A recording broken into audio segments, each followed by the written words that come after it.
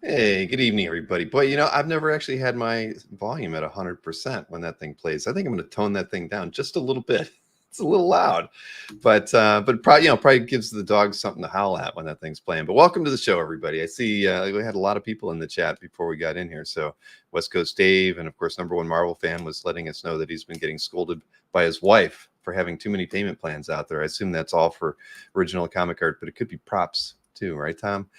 But yeah, we got this might be a show that we get done before 11 o'clock Eastern. You never know. There's not a lot going on, but just enough to kind of have a decent calf update with some fun stuff to talk about. I see, Jason Ladwig's in here, Corey Rust, all my usual. We got Tina's in here too, right at the beginning. Appreciate that. So what do we got to go over? We've got OAX stuff going on. We've got Comic Art Live stuff going on, and boy, and Kazra, he's doing like a world tour. He's going to New York Comic Con this weekend, and then he and I are going to IX for next weekend. So we've got a lot of things going on, and so you'll get a week off of a CAF update. There will be no CAF update next week, so you have to find something else to do on a Thursday evening. Maybe I don't know, maybe somebody out there might want to do their own show and we'll promote it for them. But we're getting things started off tonight. I've got Tatiana in the green room ready to go. We're going to be talking about some new additions that she's got for mystery sketch artists, as well as going over and reviewing the OAX pre-show commissions that 4 of her artists are offering to everybody going to OAX. So let me bring Tatiana in here and get started. Hey, Tatiana. Hey, guys. Hey, Bill. Thanks for having me on. No, it's a pleasure. Things are different. You're in a different room now, right? Yeah, so we are staying at Joe's mom's house for a while. All of our stuff is in storage over in Montana, but we're in Nebraska for the next few months. And so, yeah, no art behind me. It's weird. But I can't wait to get all my art back up once I get into my new house. So, how long is that going to be? It depends. It all depends on how fast I can get the money saved up. So, all right. Yep. Well, number one Marvel fan is complimenting you on your hair before I had the opportunity to. Oh, thank you. Yeah, I love my blue. I've had it for quite a while now, I think. So. Yeah, no, it's something that's different. Something is definitely different about your appearance. Maybe it's in the room. It's accentuating. You've got kind of the same aquamarine kind of top on. I mean, it's all, yeah, it's very, very interesting. So, so when we talk, let's talk about Comic Art Live first, because obviously that's coming up the weekend of November 16th and 17th. And you emailed me a couple days ago to let me know that we were going to add a few artists to the mystery sketch, and you want to let us know who those are? I've got them added to the form. Sure. So I added Rafael Maldonado, Bad Hand, and Ryan Otagawa. They've both done them before, and they both do really great pieces. And then the big news is I talked Sia into joining. She's probably only going to do 1 or 2, but she can be really, really hard to get a sketch or commission from. So I asked her to do me the favor, and she said she would be happy to. So for all of you who have been wanting a sketch from her, good luck on hers being 1 or 2 of yours. So. Yes, and you also, I let people know about this last week, but you are doing you're sponsoring like a bonus upgrade for one of the mystery sketches that gets assigned to you. You're upgrading one of them to an 11 by 17 piece, but you haven't decided which artist it's going to be yet. But that's kind of really, I mean, to me, that's special. I mean, obviously with every mystery sketch, everybody puts a lot of extra effort into the pieces, but it's nice when, somebody that we're working with thinks to throw in a little bonus like that to give everybody a little bit more incentive to pick up a mystery sketch. Yeah, absolutely. We've been, participating in the mystery sketches since the beginning, and it's always really fun. There's always so many, cool ideas and character requests on there. And so I thought it'd be a nice way to give back. And, the value is going to be at least double what you guys pay for whoever gets that upgrade. So it's a really, really nice upgrade. Well, I think it's awesome. Maybe we can get some of the other people we work with to encourage them to do similar things. But we had Matt worked with us last time on that potluck upgrade. So that was kind of fun. But I think we can, I think every mystery sketch we should be trying to figure out ways to re-energize and generate more interest and new interest in different ways. But yeah, we were off to a good start. Several sales came in today. I was a little surprised, so I'm happy about that. I know that most people, that are going to be doing any PR for us, we're all kind of waiting for New York Comic Con to be over. And is that a show you don't go to usually? I've been once. I went in 2016, I think. Mm-hmm. I'd like to go again. This year was a big, I had to put a halt. I didn't even go to San Diego this year. It's the first time I'd missed San Diego since I started going. So EluxCon is literally the only show other than OAX, obviously, that I did in January. But EluxCon's the only other show I'm doing this year just because things have been crazy. But New York's on my list of shows to add back in. It's just there's so many amazing shows and so many different shows in different places. You have to really think about, which ones you attend and what to put in your rotation and when. Yeah, no, I get it. I wish I was going to New York Comic Con, but because I was going to IX, I was like, I can't do back-to-back shows. That's way too much. But Kazra can. That's why he's going to New York. But he's even doing it's like a hit and run. He's not getting there till Friday, 5 o'clock or something like that, and then he leaves on Monday. So he's really got 2 days at the show to check it out. But all three of us will be at IX next week. So that'll be cool. We get to hang out for a few days. We're going to be there from Wednesday afternoon until Saturday morning. So what are are you there the whole time or what? I'm there Monday to Monday. So yeah, I get there before the show so that I can hang out and, like for those of us who get there early, we can like have casual lunch and that kind of stuff. And yeah, I'll be there for the whole show. It's just such an amazing show to really get the time to talk to people that you just don't get at other shows. So I'm really looking forward to that. That's true. And I know that other calf collectors are going to be there. So I don't have a list or anything, but I assume that we'll have some people introducing themselves to us throughout the weekend, which will be cool. I mean, you've been to the last several. I haven't been there since, I want to say 2018. I think I missed the year before the pandemic hit. So it's been a while for me. Yeah, that sounds about right. So last year was the first year I missed I think I started going in 2016 or 2017, and I missed last year, and it feels like forever. So I'm really excited to be back. It's a really, really fun show. Yeah, I'm sure that we'll get to meet people we've never met before. I've been trying to talk Kazra into playing Magic. He said no, but we'll see. Yeah, I think might bribe him with some alcohol or something. Well, clearly he's all about the alcohol. You saw that he said he's got 3 nights of New York City boozing. So, okay, we're going to get a lot of work done this weekend, I can tell, at least in the evening. That's all right. But yeah, that's the thing. I was looking at the guest list for IX, and in the showcase, I didn't recognize like at least a third of the names, maybe up to half. So there's going to be a lot of artists that are going there that I've not met before. Everybody who's at the main show, I think I of course know. I've seen him before. Yeah, one of the things I love about the showcase is that opportunity to see people that you've never seen before, because it's a less of a barrier to entry than a lot of other shows can be. So and Jeremy Wilson and Tiffany Tolan Scott will both be there, of the artists I rep. So Jeremy will be in the main show and Tiffany will be in the showcase. Very nice. Yeah, the showcase is really kind of where all the fun happens. It's in the evening. They usually, they've got a bar over there. I mean, everybody has a really good time. It's a very relaxed art show at that point. But I am known for bringing alcohol. I go shopping before the show and buy a bunch and bring it with me. So I'm always on my best behavior when I go to shows. I don't know. Brian E. I know had told me that they'll be at IX, so probably just Saturday. But Brian, we're leaving Saturday, so I might not see you actually, because we're leaving.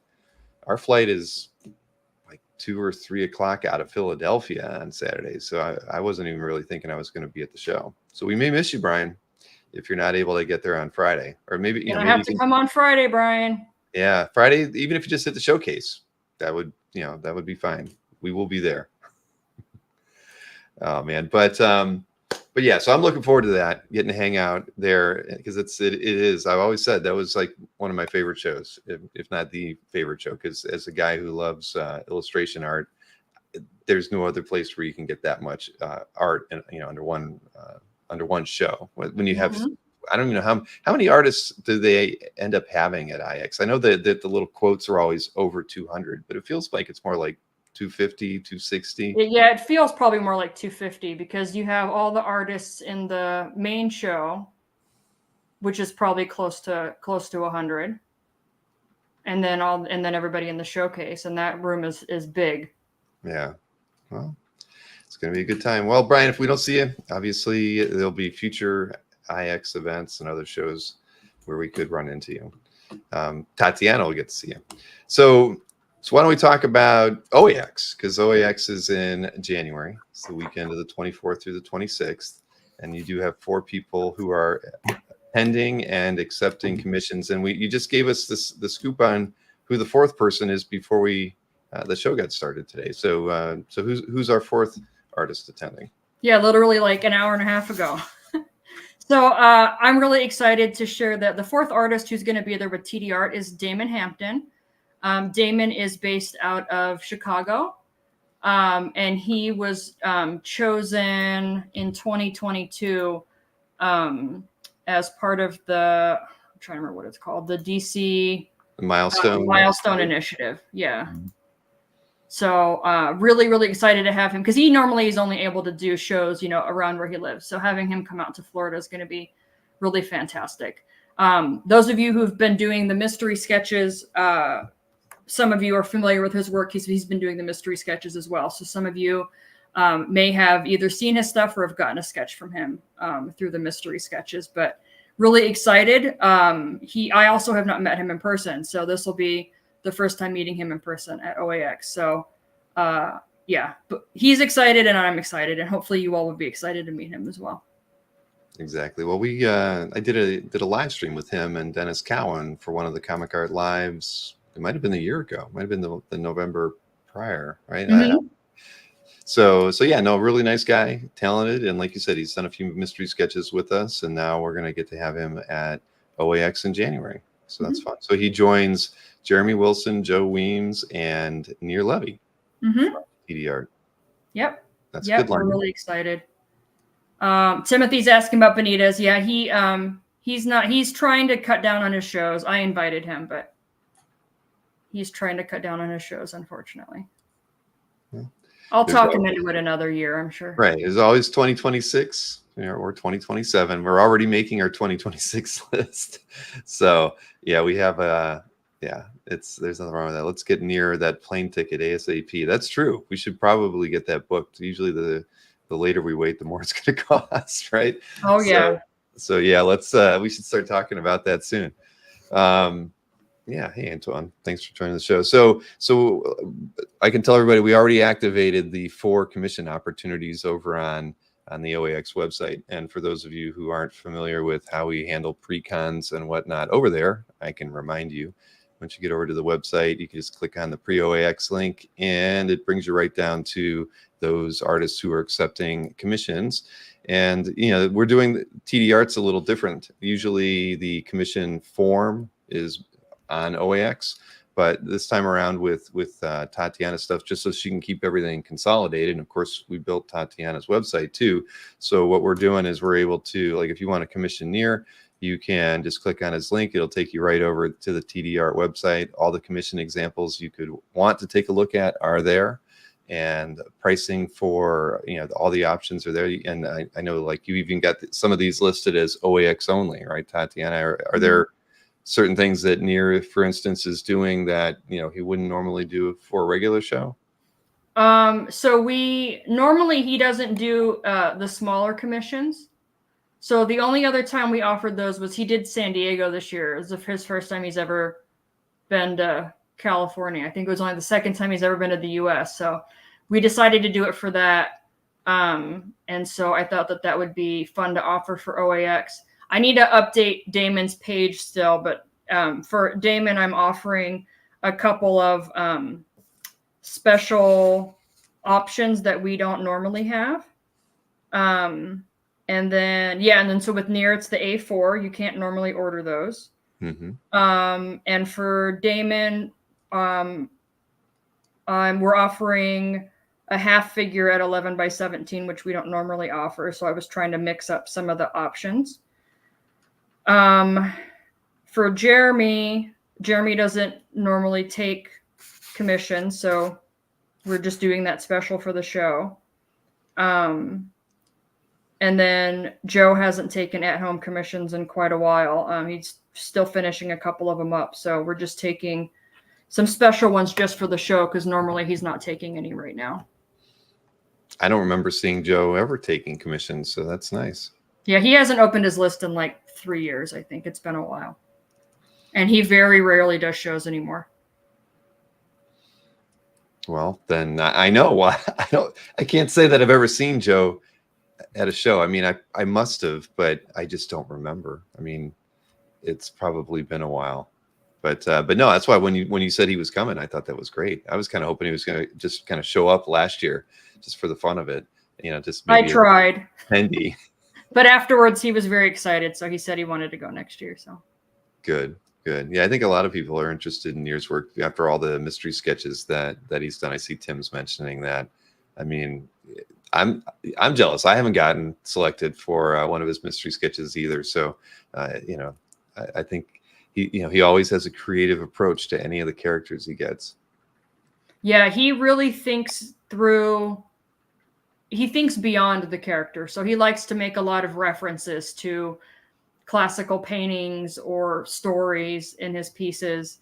You very rarely get just the character from him. There's almost always something else there. And his work is so detailed, and a lot of those things you just can't see in the scan or in a photo. You really have to see them in real life. So excited for everybody to be able to see his work. And he's a really cool guy too. So yeah, I haven't met him yet. I missed him. I went to his table a couple times during San Diego and he was never there. So I'm looking forward to meeting him in person. But I remember when, I'm pretty sure it was Michael, NSN Art, when he got that Batman vampire. He said initially he looked at it and didn't seem, it was like it didn't blow him away. And then the more he looked at it, he realized how incredible it was. All the small details, and like I think there was like a cape or something where Nier just like filled that thing full of detail that you didn't like catch at first blush, right? But yeah, Nier's definitely an interesting talent.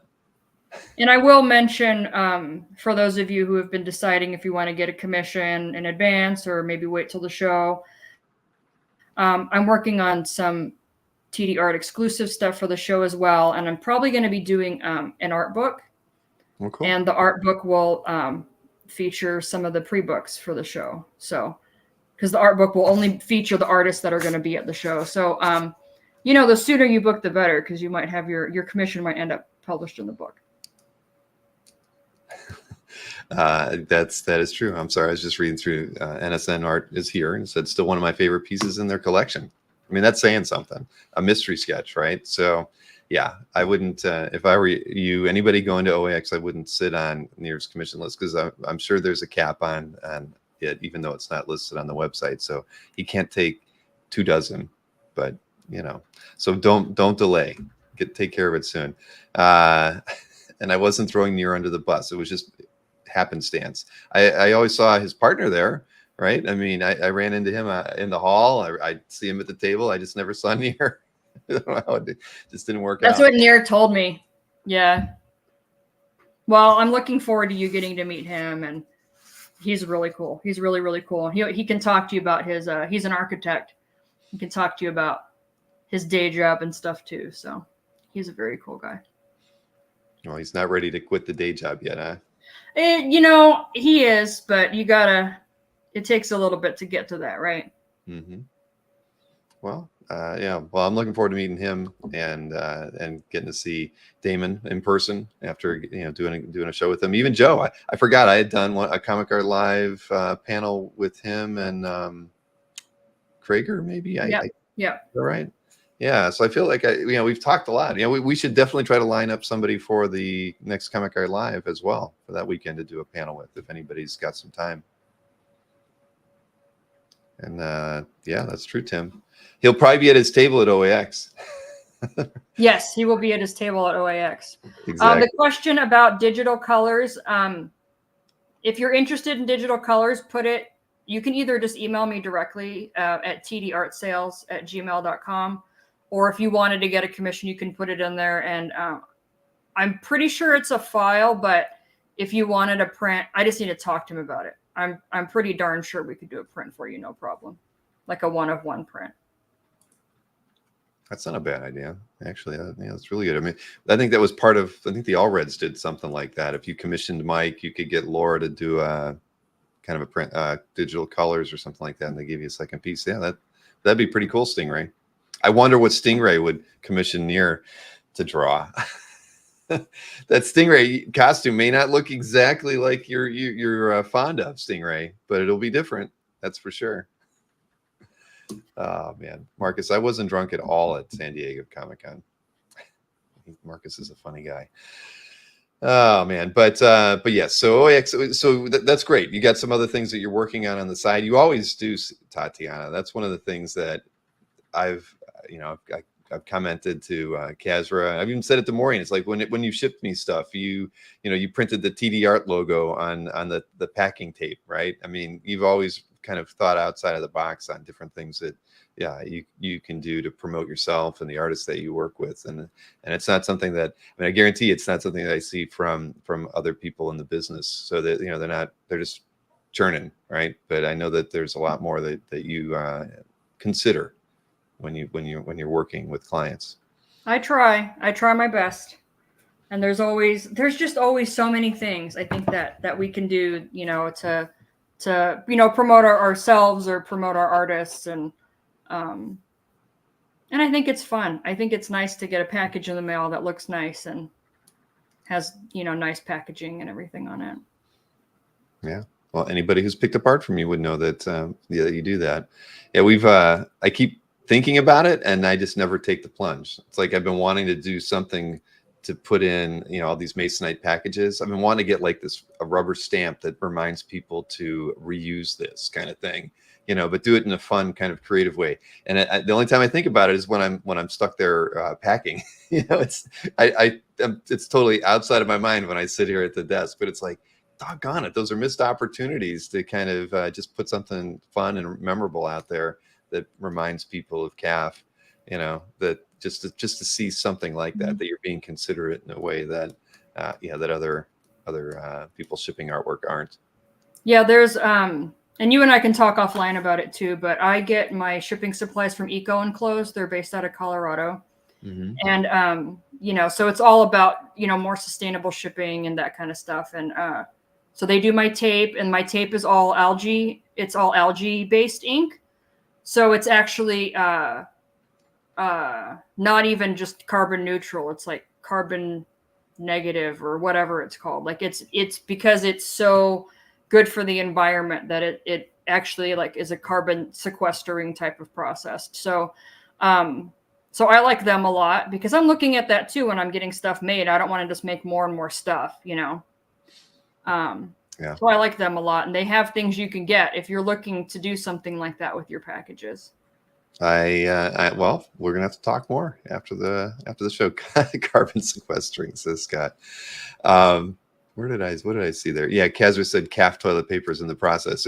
We did think of, in year one, we were like, how can we replace like all the rolls of toilet paper in the bathrooms with like, with something that had dollar bills printed on it or something like that, just to give everybody a laugh. But when the first Deadpool movie came out at San Diego Comic-Con, they replaced all the toilet seat covers with Deadpool. So that's true. That's a thing you can do. All right. Well, the ideas are percolating. I assume probably with Kazra's boozing it up in New York City this weekend, he'll have some ideas that he'll text me. But yeah, so I'm looking forward to, OAX is going to be great. We have to get through Comic Art Live first. So there's just a lot of stuff going on right now, but it's all fun. It's all fun. I mean, I think, this time of year is when, con season, really after New York Comic Con, con season sort of winds down for everybody in most locales. But we have Comic Art Live after that, and then we have OAX ahead of con season getting started. So I feel like we kind of like staked our territory in the winter and early fall, I guess. So it's good. Oh, Stingray's already emailed you, so that's a good thing. So so we should talk about the other stuff that's been going on that I haven't we haven't talked a lot about it, but I know you and Kazra have been talking a lot about it. We're going to finally put a press release announcement out there tomorrow, but it's my honor to let everybody know that, I mean, everybody knows that we've been doing a lot of different things around here, trying to kind of ready ourselves for that next big thing, right? We've been working on an app. We've been getting a little bit of funding here or there, but I'm really happy to announce that we've appointed Tatiana as our director of events. And it, really starts with OAX, but it's going to kind of spill over into our twice annual Comic Art Live, and really it's going to be a lot more than that, those things. But Tatiana, we've worked together for a long time, whether, it was on Big Wow, and then since then with TD Art Gallery. And I've always had an immense amount of respect for you. And when we were thinking about, this position and the need that we have, and in order to, really get OAX to where we want it to be, you were at the top of the list of whom we wanted to speak to. So I'm really thrilled that we get to work together again underneath the Comic Art Fans umbrella, with OAX and all the other things that we'll be doing. So yeah, very, very, very excited about that. And it's good. Kazra and I can have a third person in the room when we're bickering about what's right or wrong, and that'll be nice to have as well. So I am pretty good at conflict resolution. Well, we haven't gotten to that level yet. I wouldn't say, we haven't gotten down to the, where we really want to like hurt one another. But it's just it's good. It's great to have a third person in the room just to kind of understand what we want, and maybe even present a different view, right? I mean, it's the Tatiana tiebreaker hashtag. There we go. I like that. Yeah, but Kazra and I are pretty much we're in lockstep 85% of the time, I'd say, on most things. Stingray wants to know if you do couples counseling. I don't get paid nearly enough money to do that. Are you kidding me? But yeah, I mean, it's going to be a lot of fun, Tatiana. I really enjoyed Big Wow, and one of the best things about working on that show was just having a group of people who were all working on that show, right? I mean, Brian Peck was there. We had people who just were there to help out at different facets, right? With the Steves together, even Duggery. I mean, all the people who were there. It was just different. Last year when we put on the show, we had some volunteers, but it was just down to Kazra and I. And you just can't run a show properly with just two people trying to take care of everything, right? You can't. Oh yeah. You can't do it. So I think you're kind of the first of I think a few other people that will be announcing coming on as part of the overall team here. But again, I'm thrilled to be working with you again. Yeah, I'm really, really excited. Yeah, I mean, Bill, I think you and I started working together in like 2010 or 11, or I don't even remember. Whenever you came on with Big Wow, and that's when I learned about how you do the back end for your websites, because I was doing the website stuff. So yeah, I'm super excited when Kazra brought this up to me. It just is. It's the right time, and it's this is work that I absolutely love to do. And, it's not a lot of people have experience doing this kind of stuff. So I'm excited to do that. Thank you, Alberto. Yeah. West Coast Dave gives you a high five as well. Yeah. It's there's so much. There was so many things that we didn't get to do last year because we couldn't plan all these things on our own. But Kazra's a good taskmaster. He can get a lot of things done, but yeah, there's a lot of things that fell through the cracks too. As it just happens. You just can't do it. And I really feel like, even with the way things went last year. Oops, sorry about that. I should have muted my phone. All right, but you know, we could have gotten a lot more done. As good as everything went, and you know, as seamless and fun, you know, there was a lot of things that went wrong. But having you here now will limit all of that and get even more things done. So yeah, but I'm looking forward for your input too on making OAX even better than it was last year, and what the things we have planned going forward. Yeah, you know, the conversations that Kazra and I have had, I'm just super excited about where the show's going. And I mean, even like, of course, you know, you're always your own worst critic. The show this year was amazing. You guys did just an incredible job, and I know how much work that is. And you know, the level of care for your guests as well as the fans, and it was just really well thought out. And you know, and of course, because I've been doing this for a long time, I had like, oh, you know, I would change this and I would change that. And so I'm really excited to be able to be part of the team, and you know, help the show continue to grow and be exactly what, you know, the collectors have needed. And you know, I feel like CAF would, you know, came in at that time as a website when it was like, oh, this is such a good idea. Like, yeah, we've needed a place to put our art. And it's just so nice to see the next piece of it, which is like, we've needed a place for, you know, that's catered to what it is that we care about at conventions. And I love conventions, and conventions are great, but over the years, art has, in most shows, has become less and less important, right? When people hear that you're going to a Comic-Con now, the first thing they ask you is if you're going to dress up or if you're going to meet or whatever, right? They don't ask you about, you know, or are you going to buy art, that kind of thing. So it was just really exciting to see everything come together. And I know that it was a challenge even to get, you know, some of those pieces together last year. And so the success is just very well deserved, and I'm just over the moon to be part of it. Well, as are we. Yeah, it's going to be a lot of fun. It really is. And yeah, I guess you could get to hit the ground running sometime real soon. I guess right after IX is probably when. Well, yeah, Kazra and I are meeting on Tuesday, so during IX. Perfect. Even better. Yeah, that's you know, and now, well, everybody's going to get to read the press release tomorrow, so there'll be an email that goes out. But you worked on shows other than Big Wow as well with me, because that once Big Wow got bought out, you continued to work with the entity that kind of worked there, and you did some other shows as well, right? Yeah. So when Big Wow got bought out, I was asked to stay on. I stayed on for a couple of years to continue to help with guest relations. I was essentially in charge of all the comic book guests. And then I think in 2012, I helped a buddy of mine who did a Las Vegas show. And then, of course, I helped with the Como show for the first few years, kind of getting that going, and was, you know, really excited. Steve had been talking about doing a show in Italy forever. And now the first time I went to Como for like my 30th birthday, it was like, oh, got to do a show here. And so it was exciting to see that come to fruition as well. And like I said, it's perfect timing. I'm not working with any shows at this point. And, you know, CAF just kind of as a website, I already believed in, but like a lot of the growth and a lot of the additional things, I'm really excited about. So yeah, it's just perfect. And yeah, you all can read the press release and see all some of the details of other things that I've done with shows. But yeah, I've worked with multiple shows over the years.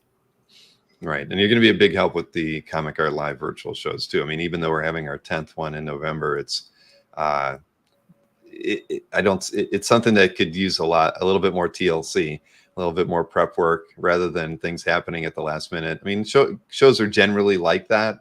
You know, a lot of stuff happens in the last 4 to 6 weeks. It's frustrating, but that's how it is. But with the virtual show, you know, I know that there's more work that we can be doing to promote it, and you know, to make the panels better, those sorts of things. And we miss out on some of that.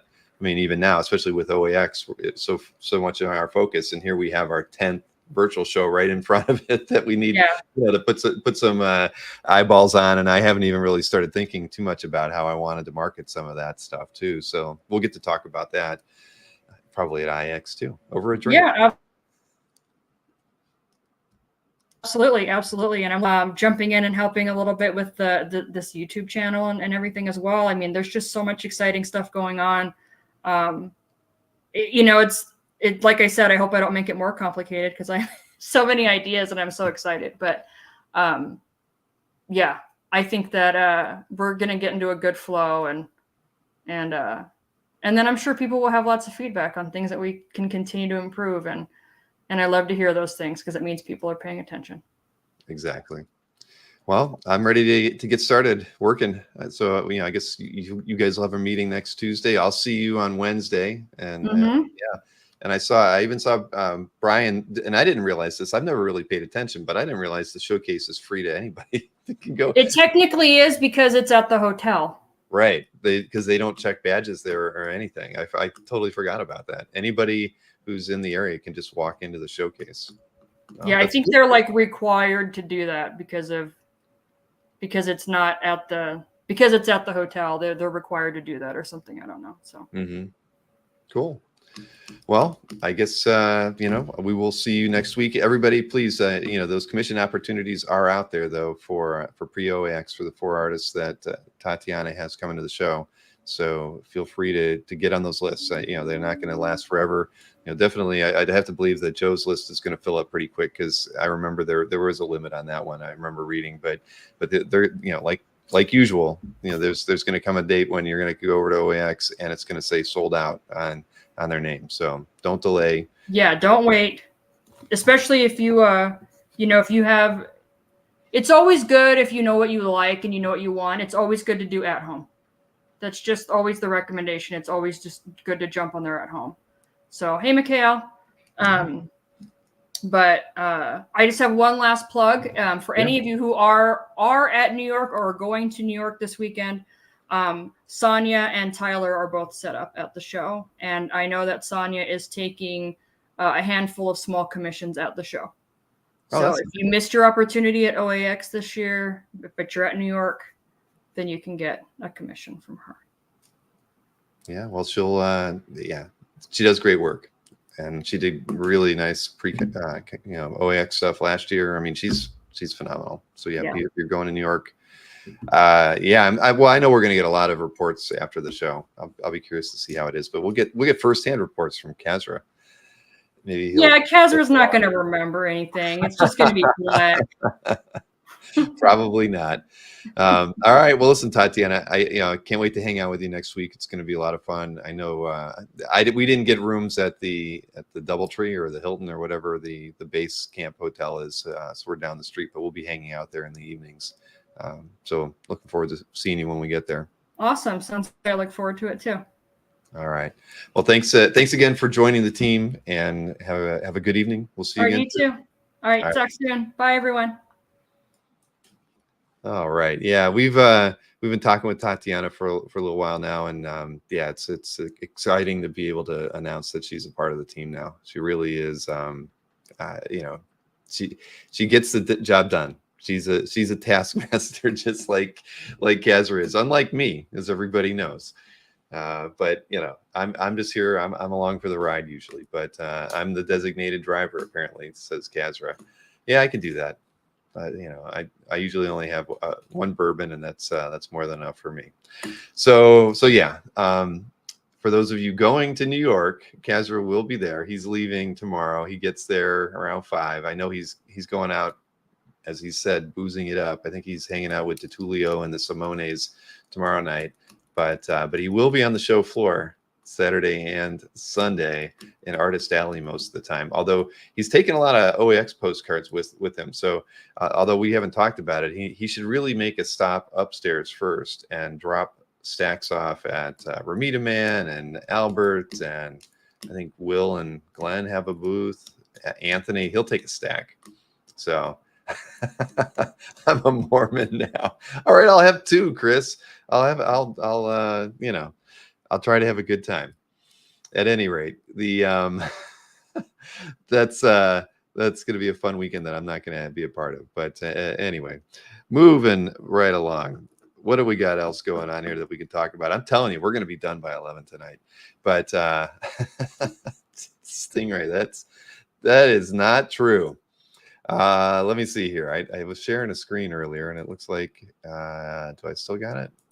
Yeah, I still got it. I can show this one over here. So I did put out a few announcements this week related to Comic Art Live. As you can see right there, the weekend of November 16th and 17th.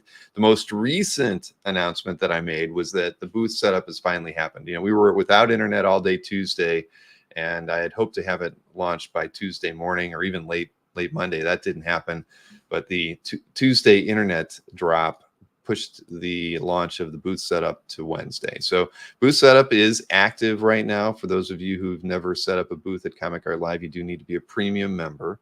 So that's first and foremost. You know, it's just one of the perks of being a premium member is you get to exhibit at the show. The way to do that, and I got to get a link up underneath here, underneath the Comic Art Live menu. But oh, look at that! I'm logged out of CAF. Son of a gun. That's what I get. So manage your galleries. Right at the top, right up here is your booth setup and configuration. So I haven't done much to my booth yet, but that's where you go. If you haven't started your booth, when you click that link, you won't be taken to this screen. You'll be taken to a screen that kind of gives you an overview of the terms and conditions that we want you to follow as a good booth owner, which means answer your emails on time and you know, just take care of your customers. We know everybody's shopping. You know, if you're setting up a booth, we know you're going to be buying artwork or at least looking at artwork to buy. If you're getting emails through your booth where people are making purchase inquiries, don't leave them hanging. That's like the worst thing anybody can do during Comic Art Live is not reply to a potential buyer, because all you're doing is either tying up that buyer's money while they could be buying something else if the art wasn't available or you didn't like their offer or whatever. End of the day, the sooner you reply, the more likely you are to make a sale. So don't sit on your hands. I saw Brian E. asked about selling animation art during Comic Art Live. Jason, Jason is kind of like I don't know. He's my catch-all. He pretty much has all the answers that I don't have, or if I do have them, he knows the answer. So he did acknowledge to Brian that animation art is sellable during Comic Art Live. We're totally cool with that. We'd like it if diversity is good. So animation art would be great to have. Do I have? No, yeah, no, we don't, Marcus. But let's see. How many of you, Black Versus wants to know, how many are you listening? No, I hope nobody. Over 70,000. It is a thing. Well, hey, if I had a $70,000 Batman cover, I certainly would be. Well, I probably wouldn't be listening. But either way, what did I do in here? What did I post? Yeah, I was just posting junk stuff to test things. But at any rate, if anybody has any questions about how to set up a booth, you're more than welcome to shoot me an email. I'm happy to go over anything. Basically, the way it's set up is there's 2 art drops when you have an exhibitor booth. There's a Saturday art drop and a Sunday art drop. And you can post 24 pieces of art for both art drops. The art drop happens at the beginning of the show on Saturday, and then the Sunday art drop happens at 11 a.m. Eastern for everybody. But it's 24 distinct artworks that you can post each day, so you can have a total of 48 artworks. Some people get confused thinking, as a first timer, they think that the Saturday art drop goes away when the Sunday art drop happens. No, you have 24 artworks that drop on Saturday. You have up to 24 more artworks that can drop and be added to your overall exhibitor booth on Sunday.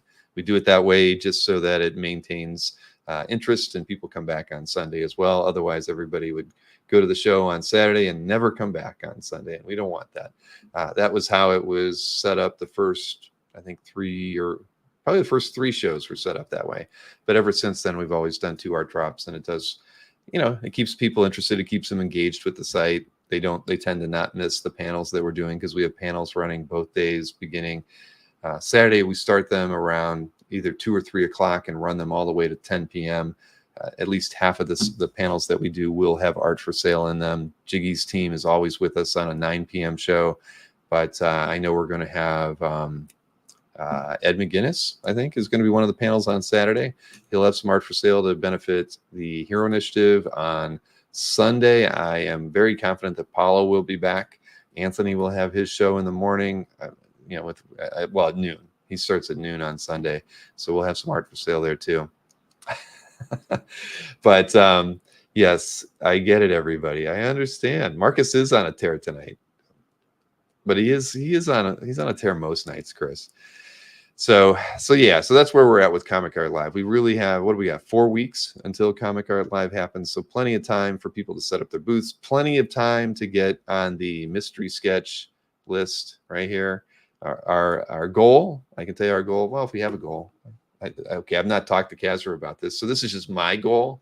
I'm expecting us to reach 300 mystery sketches this time around. Is that feasible? Yeah, I think so. I think, I forget where we were at last year, but our last show in May, but I believe we were around 260, 270. So 300, it's not too far afield to hit that target. So if Mr.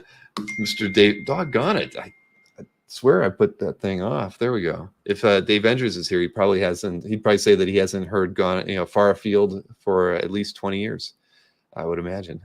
Because I got a million of them. My dad, my dad was one of those guys that always had something that he would say to me that I had no idea what it meant. And but I would understand the context enough to know that when I could use it in a sentence later on. And yeah, that was my father. But gosh, you guys, CCO is going rogue. Yes, I am, Mikhail. Yeah, Mikhail, you came in right at the end. I don't know if you got to hear that Tatiana's on the team now.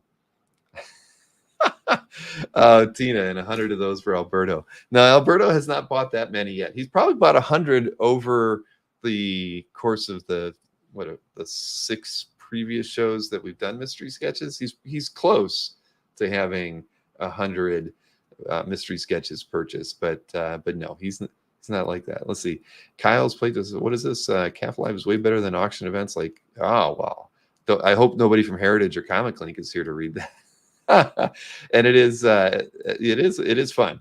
The first couple hours of Comic Art Live is always interesting. People getting around, seeing what match their premium keywords to see if there's anything they want to buy. So yeah, that's a good thing. It's always fun. I mean, it is for me too. I don't get to see everything until the show launches as well. And barring like an error on the site or something, I do spend the first couple hours trying to shop as well. 20K in mystery sketches. It'd be cool one day to sell 20,000 mystery sketches, Jason, but I don't know. Where is this? Marcus is fixated on the pizza vendor. But if for those of you who were watching the show last night, I do have some interesting news about that. If you were watching, remember how what was it? How did it come up? Well, Jason knows this, but Wolvie fan Rob, he said that he was very interested in doing a pub crawl, which became a Bub Crawl, right? Since he's Wolvie fan, and it became a thing. We talked about it a little bit after the show was over, and I got a text from, because we talked about who we could get to draw the logo for this thing. I said, yeah, OAX, we could print some Bub Crawl shirts for you or something like that. And as it turns out, Rob reached out to Adam Kubert, and Adam is going to do the logo for the Bub Crawl. So there will be an official Bub Crawl logo. There'll be some T-shirts that go out. I don't have any details on what the Bub Crawl at OAX will be. It will not be a sanctioned event because we cannot condone drinking and driving outside of the venue. But there will be a Bub Crawl, and yeah, it's going to be interesting. Oh, Jason, he called me today to talk about the Bub Crawl. You should have seen the meme he sent me in a text. He is thrilled. He's over the moon. So it's sick. Oh, that went away really fast. He left me a voicemail saying we're doing a Bub Crawl. Oh my gosh. Yeah, I'd like to be a part of it, Marcus. It's probably going to be Saturday night. So can I do it? Well, we'll see. What is this? NSN, you can drink and drive inside the venue. I don't know about drive inside the venue, but you can drink inside the venue. But I do hope to be a part of it. It'd be nice just to maybe hit the first drinking establishment. That would be fine. And I don't think I could make it till the end, because Maureen would definitely not allow me to be out that late when I have to be up early on Sunday at OAX. But yeah, I wouldn't mind at least having a first round with everybody who's going on the Bub Crawl. So yeah, 10 people only, very elitist. I don't think it was 10 people only, Jason. It was 10 people that that he was willing to cover for it. I think if another 20 people wanted to go on the Bub Crawl, they probably can, but they'll be paying their own way. Rob said he would take care of it. It's like Rob throwing a party, his own, Rob Gomez Bub Crawl, but where he's covering 10 people. But if you're not in that elite group of 10, you can still tag along. See, Stingray says he even said, I'll tag along and pay for myself. That's good. Positive thinking, Stingray. So I don't know how he's going to pick the 10 people, but yeah, more news to follow. The more fun side events that we can have that don't get people into trouble or arrested, because God only knows if Rob got anybody arrested and they couldn't make it to the show on Sunday, that is not the PR that we want. We want to get out there. So Stingray wants the Qbert shirt. We all want the shirt, man. I can't wait to see what he's going to do. It's going to be awesome. So, I mean, yeah, yeah, at any rate, I'm looking forward to it. Sunday would be a better day to get. I agree with you, Tim. I did suggest to Rob that Sunday night would be better because if we can all wake up late on Monday. I mean, checkout time at the hotel isn't until 11, so first 10 people to make yeah, well.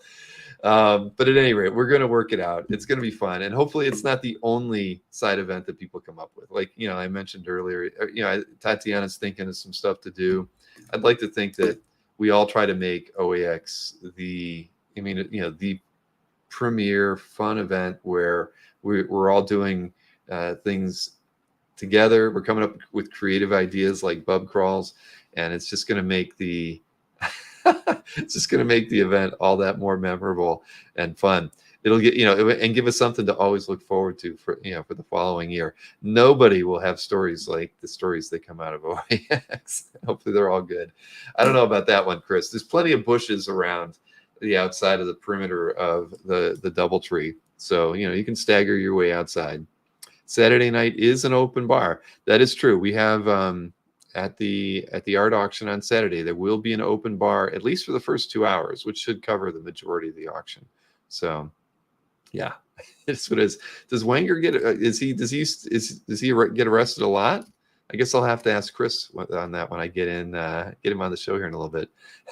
God, you guys!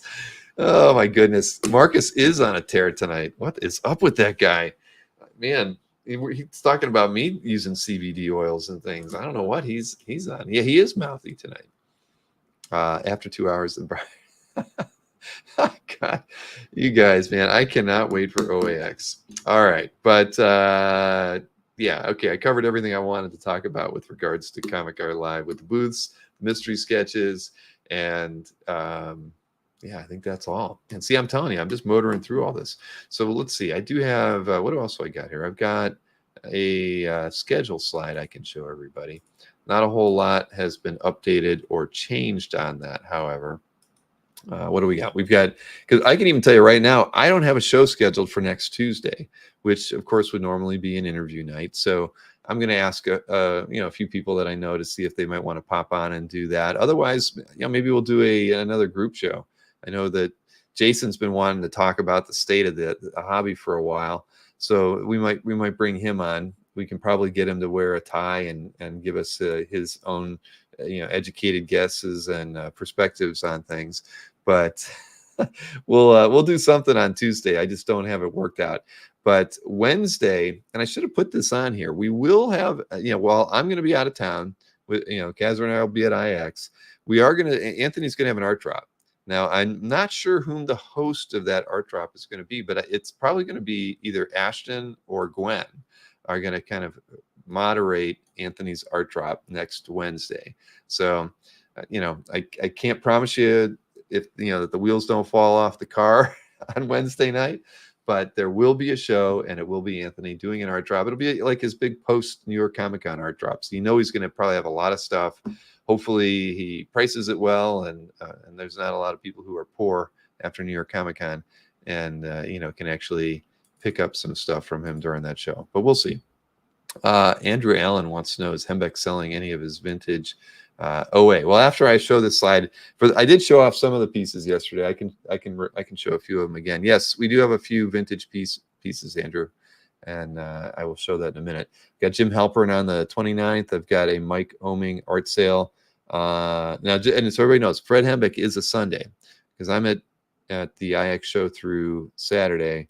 Hembeck moved to Sunday. So I know there's football games going to be going on, everybody, but Hembeck and I typically get through our shows in about an hour and 10 minutes. So, we've done 3 or 4 of these already, so we don't have a lot of chit-chatty stuff to talk about with the interview, but we usually talk for about 20 minutes and then we get right into selling. And he only brings around 12, 15 pieces, so, and we auction them off. So those go fairly quickly. Man, I can't pay attention to anything going on in the chat while I'm looking at this slide. At any rate, I got a Hakes preview on the 4th of November. Steve Yarish, so, I have to apologize to Steve again. With my internet being down on Tuesday, we had to find a date that worked for Steve. And November 5th, election night, Steve and I will be doing his interview and talking about his Hulk art collection, among other things, I'm sure. And that'll be a good time. Then I've got Joe Linsner, OAX artist, attending on the 9th. That's a Saturday, of course, at 2 p.m. I haven't talked to Joe about doing any pre-OAX stuff, but if we do, you can bet your bottom dollar that it's going to happen on that show. So I'm going to try to at least see if Joe can't do 3, maybe 4 pre-con pieces. And, if they don't get swallowed up at the show, I'm going to buy one. So there you have that. Yeah, it's going to be a good time. Then I got all this different stuff going on. And then Jordan, I got an email from Jordan. This is going to be a Saturday show, 12/7. We haven't really figured out what time it's going to be, but Jordan's ready to do another show. And I told him, yeah, that's probably about the last Saturday in December that I'd want to do one. So it's really a question of, do we find another amateur to go up against Jordan? Do I pick one of the dealers to do it? We'll figure it out. But Jordan and I will be doing an art sale show, some form or another, on the 7th of December. And I'm looking forward to hanging out with Tariq, who I owe a email to. I forgot that he emailed me earlier today. At any rate, there you have that. So Hembeck art. I mean, I showed off some of that stuff. I've shown it off a few times. Published stuff.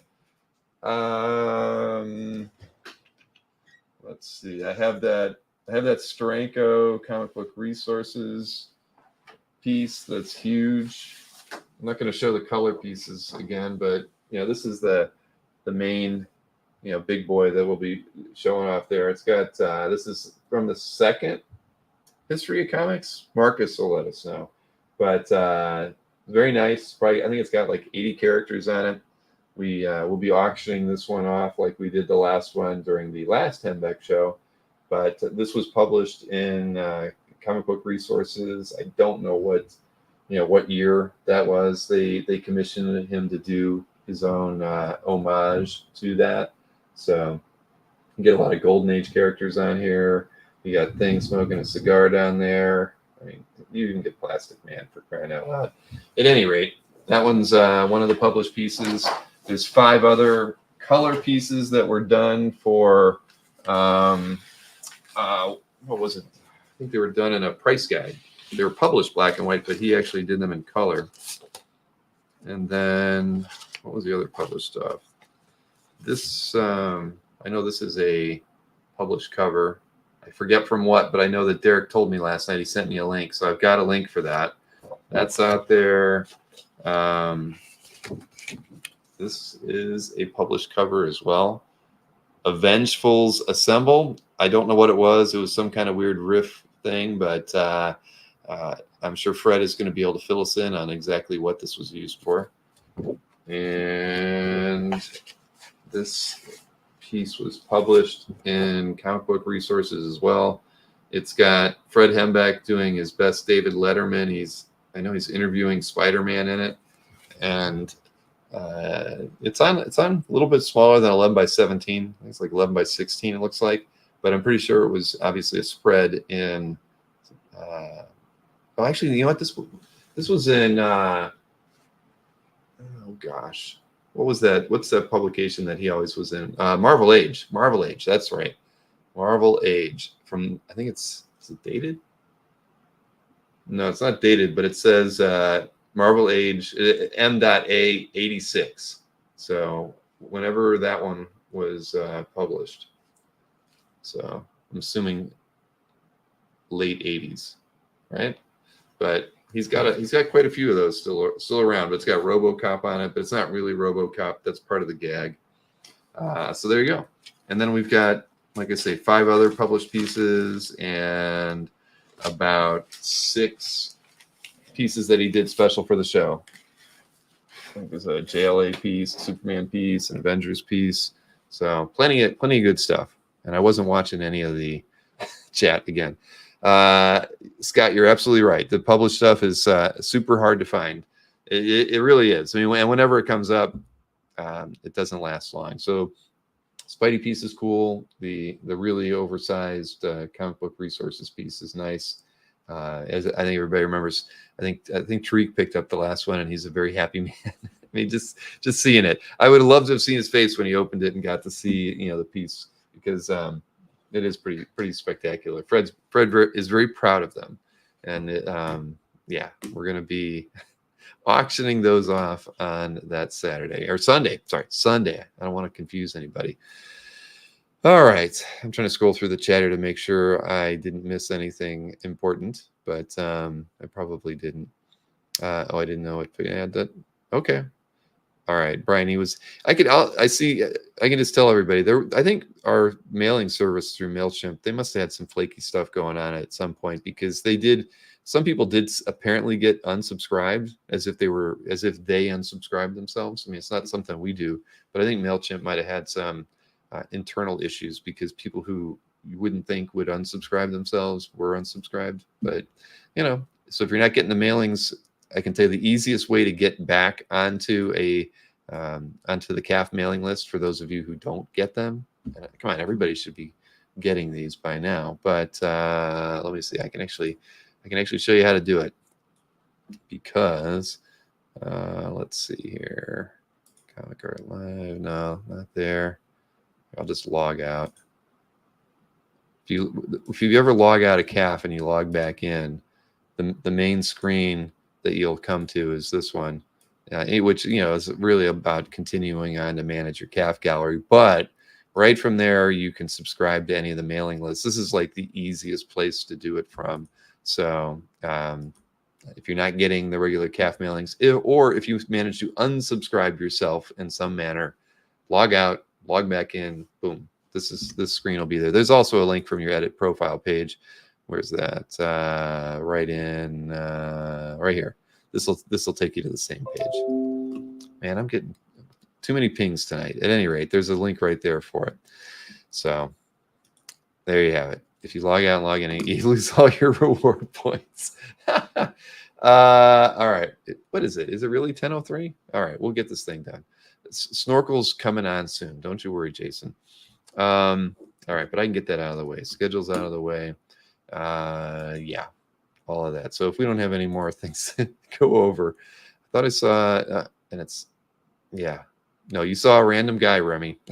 Sorry to say, it was not me, but there are a lot of lookalikes out there. I can tell you that. But that's good. A CAF reward points, Tariq says. Sadaro clock. Kyle. Yeah, there is definitely some stuff in the works. I wouldn't call them reward points though, but yeah, we're scheming on several different fronts at the moment on just some things that make a lot of sense to CAF. Yeah, but I am happy to say that we did push out a new app version yesterday to everybody but Alberto. Poor Alberto. But everybody else who got it has been plugging away, testing some final stuff, and so far so good. Most of the stuff that we were wanting to test is working perfectly. So we're inching closer. My fingers are crossed that an app version will be released the weekend of Comic Art Live. That's the goal at this point. So I know everybody's asking about that. Yeah, that is right, Chris. That is so right. All right, well, here I have, what do I got? I've got through the schedule. I'm moving over to what else I got? Oh my God, I didn't send Chris a link to the studio in my email. Oh my God, how did I manage to do that, Chris?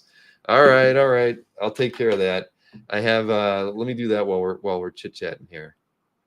Man, Jason, even Jason's on fire tonight. What's going on with the chat? Everybody's I don't know. I don't think I'm the only one sampling the hemp or something around here. All right, shoot, man. I'm sorry, Chris. It's one of those nights. I was prepping stuff for having Tatiana on, and I clearly did not take care of you on this one. So here, got that. Now I'll send you the link. There we go. Huh. I remembered to send it to Tatiana. Yep, snorkeled. Okay, so after that, what do we got? We have I can show that video from Rich Danny's. Rich went to a get together with with several collectors, but it was Jeff Singh. Jeff Singh, as everybody remembers, he's always put on these great get-togethers. He's up in Canada, so we don't get to, not many of us get to partake in them, but he's been doing it for years. And Jeff, he like Benno. I mean, those two guys are so I don't know. They're amazing collectors to be doing the things that they do. To I'm getting a link from Kazra that I missed somebody tonight. I totally blew that, Kazra. I had him written down on my schedule for the 31st, but I must have screwed that up. Uh-oh. I'm in trouble now. Yeah. Man, I screwed up, man. I totally screwed up. So, okay, now you're seeing Bill panic because I totally dropped the ball on that one. I had written him down for a different night. Didn't write him down for this. But I can't take that one back right now, Kazra. I will email him and fall on my sword for that one because that's totally my fault. I don't know why I had it written down for the 31st, or the 31st. Let's see here. Just email him and see if he can come on. I can try. I don't know if I can. Well, I can't multitask. I got no videos to play. Everybody wants you have to watch me send a no, it's not Wayshak is on the 31st. But no, this was somebody else. But I can try to shoot him an email. I haven't checked his format or anything yet, but let's see here. Gosh, you're right. I see the email from Kazra where it says 10/17. I totally wrote that down wrong. I'll shoot an email out, but we'll see. It might be too late now. Now, see, I can't talk and carry. All right. Okay, there you go. Thank you, Scott, for playing a guessing game while I'm doing this.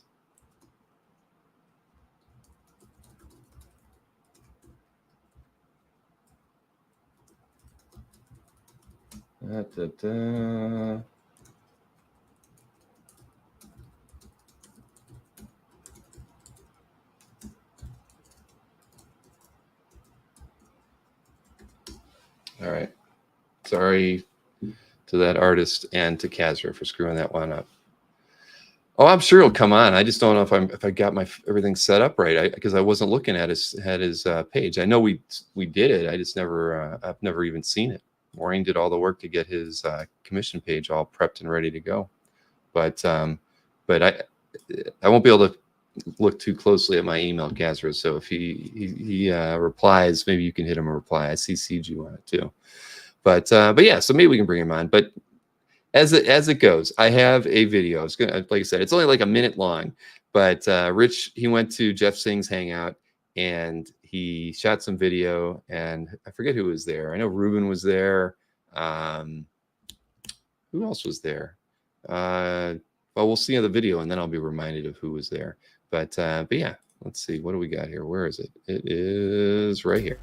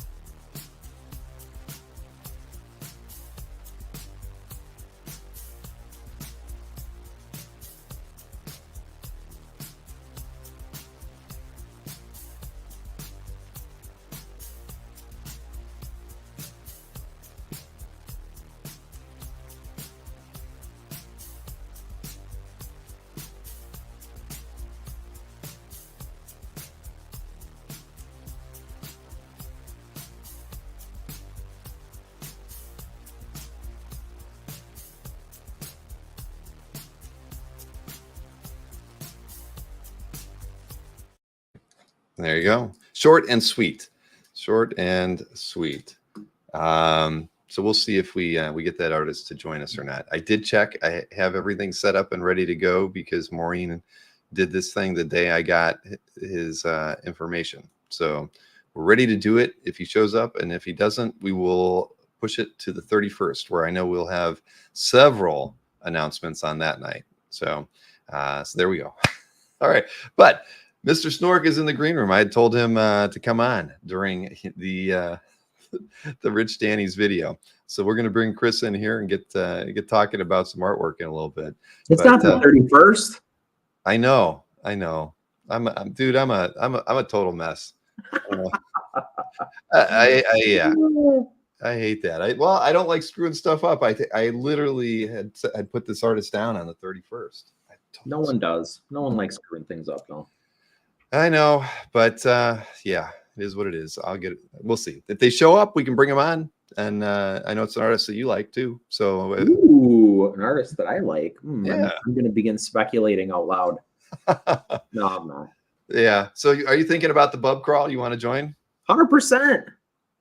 Are you kidding me? I know. I mean, it's like you were born. I'll be carrying MFers on my back on the way back to the hotel. Yeah, you probably will, but you won't. Not me, because I'll only do one. I'll do one. Look at these bastards in the chat. Mignola, Somni. I think they know me so well. Yeah, they do. They do. It's a Zagor artist, Marcus. So how you been? I'm good. I'm good. Hey, you had a week off. Casper says I called Chris. You know what? Casper, I got you both ways. I'll carry you both ways. You're willowy. Like, oh man. Yeah. Casper just, he's a big keto guy. He's like carrying a twig. He told me I could drink milk in my coffee when I'm fasting, and I think he tried to sabotage me is what he did. He's like, no, you can have milk. I'm like, no, you can't, you bastard. Oh man.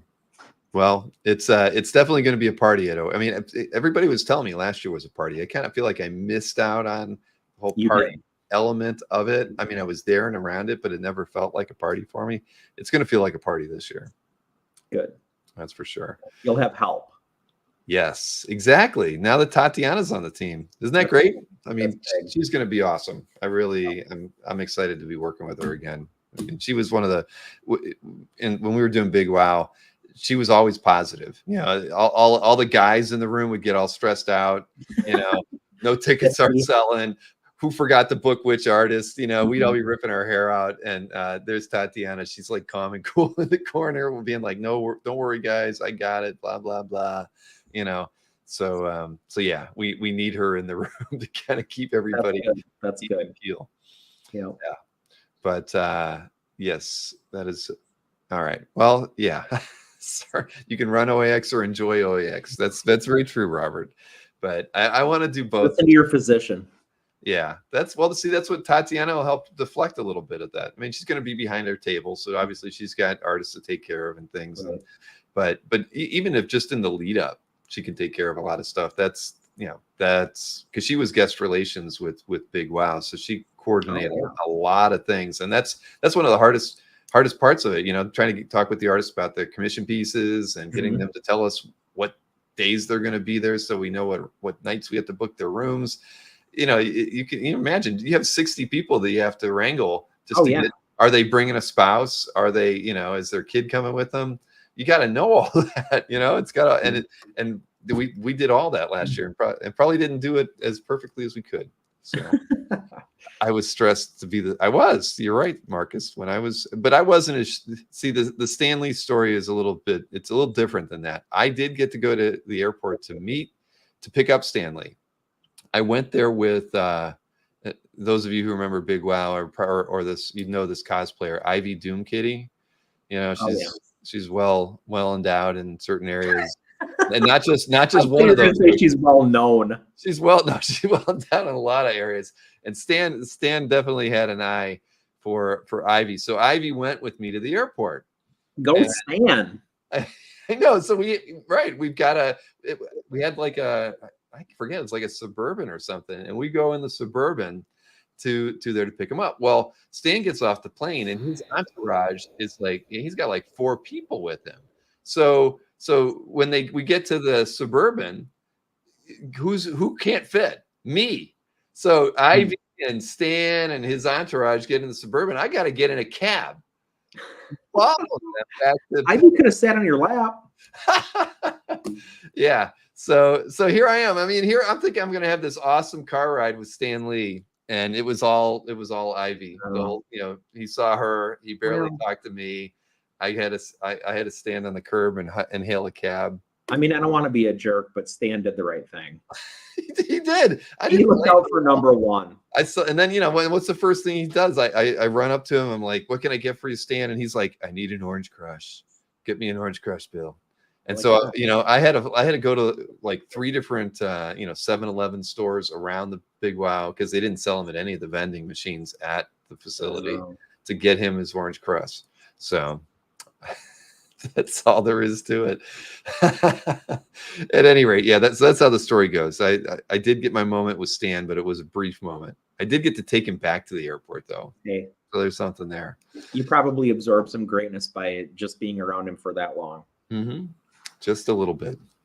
All right. Everybody says Ivy should be a guest at the show. Also, if anybody sees me at OAX and I'm this color, when I'm bright red, if I look like a stop sign to you, that means I've been drinking. So just so you know. I was going to ask you, because you're almost the same color pink as that's the ST around there. That's bright, man. Mm-hmm. I was thinking maybe you got out and got a little bit of sun last week when you weren't here. No. Oh shoot. All right. Well, duly noted. Stingray says now knows. It's not just the nose, it's everything. When my barber cuts my beard, he calls this the stop sign, because it goes like down like this and then flat at the bottom. So my head looks like a stop sign when I'm drinking. Scott Wingo says you always look like that. Hey, well, okay, that's fair. Oh shit. All right. Oops. It's not even Friday, and I just swore. Sorry. It's son of what happens. Yeah, son of a gun. All right.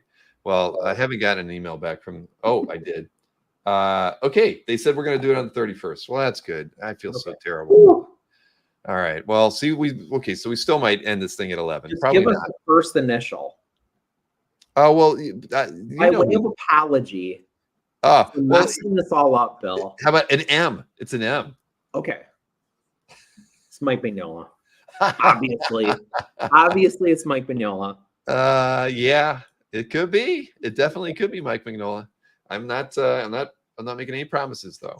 But you can think that for the next 2 weeks until I bring him on. I'm like, oh boy. Mr. Easy Go Lucky. Chris has a barber ? Wingo. McFarlane. Yeah, that'd be pretty cool. Todd's out. He's always around. He's out and about. I saw him posting on Instagram doing some pop-up store in New York.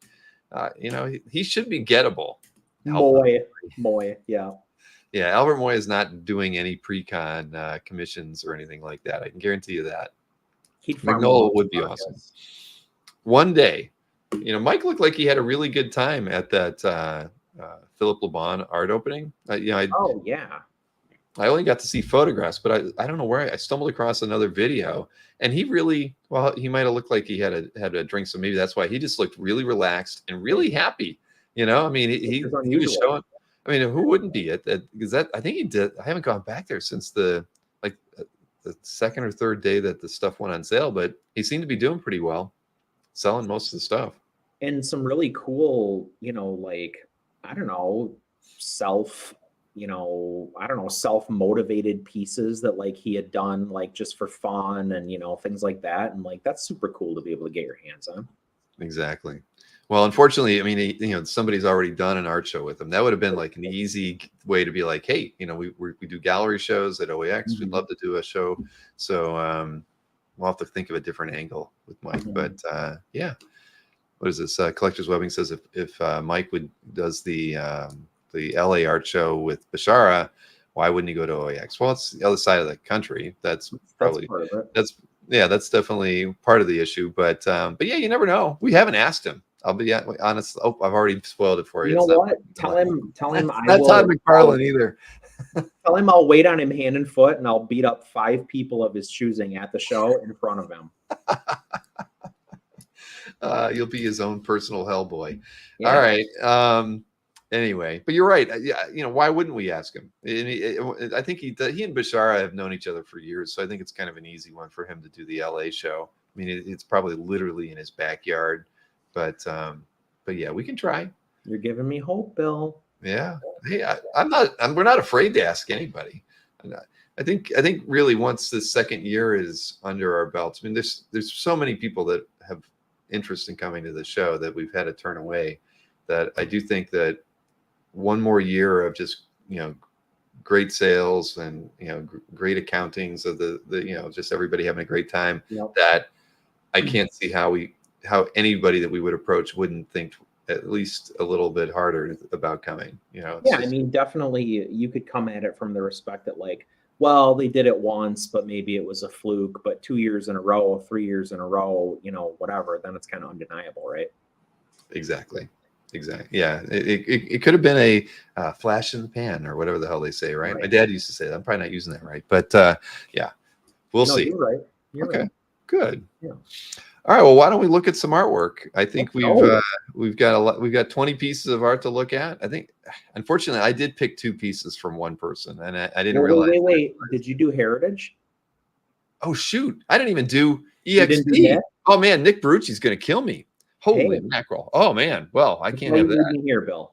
Man, see, I'm like really trying to get this thing over by 11. I really thought I could get this thing out of the way. All right, well, shoot, I got to do the heritage picks. I'll go really quick through them though. Doggone it, man. See, and you're the one drinking, and you remembered. Drinking keeps me level. That keeps you focused, man. Clearly, I should have probably had some before this thing. All right, let's see. Sharing my heritage screen here. Where is it? All right, there we go. Add to the stage. Well, and I can tell, I don't mind saying it because I'm not going to get them. There's 2 elementals pages. They're historic. Get them. I'm not going to.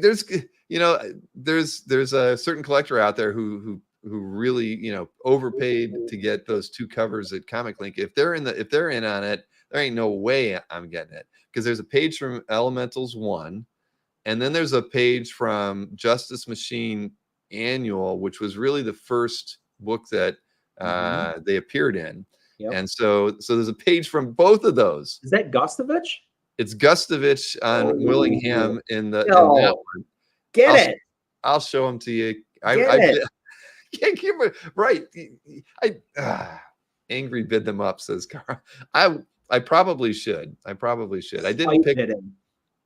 All right, but yeah, I'm gonna make somebody pay dearly for them. I will. I threw a bid on one of them today just to see, because it was at like $8, and so I threw a $50 bid on it, and it instantly went to 60. I was like, son of a gun! Somebody's in here who's already determined to get this. $50. Well, I was just. Come on, I was just playing. Pair of shoes for $50. I'm just playing around at that point. I just wanted to see what would happen. All right. Anyway, so yeah, now we just look at the Elementals art, but I'll go ahead and show these anyway. So I picked what is this? A John Buscema, Bill Sienkiewicz Wolverine 12 page. It's cool. Oh, nice. I thought anytime those Sienkiewicz was inking John, it was always fun, and I thought this was a pretty good page. Yeah, it's a weird kind of layout with the way they've done the 6-panel thing, but I don't mind. Top right panel is a killer, though.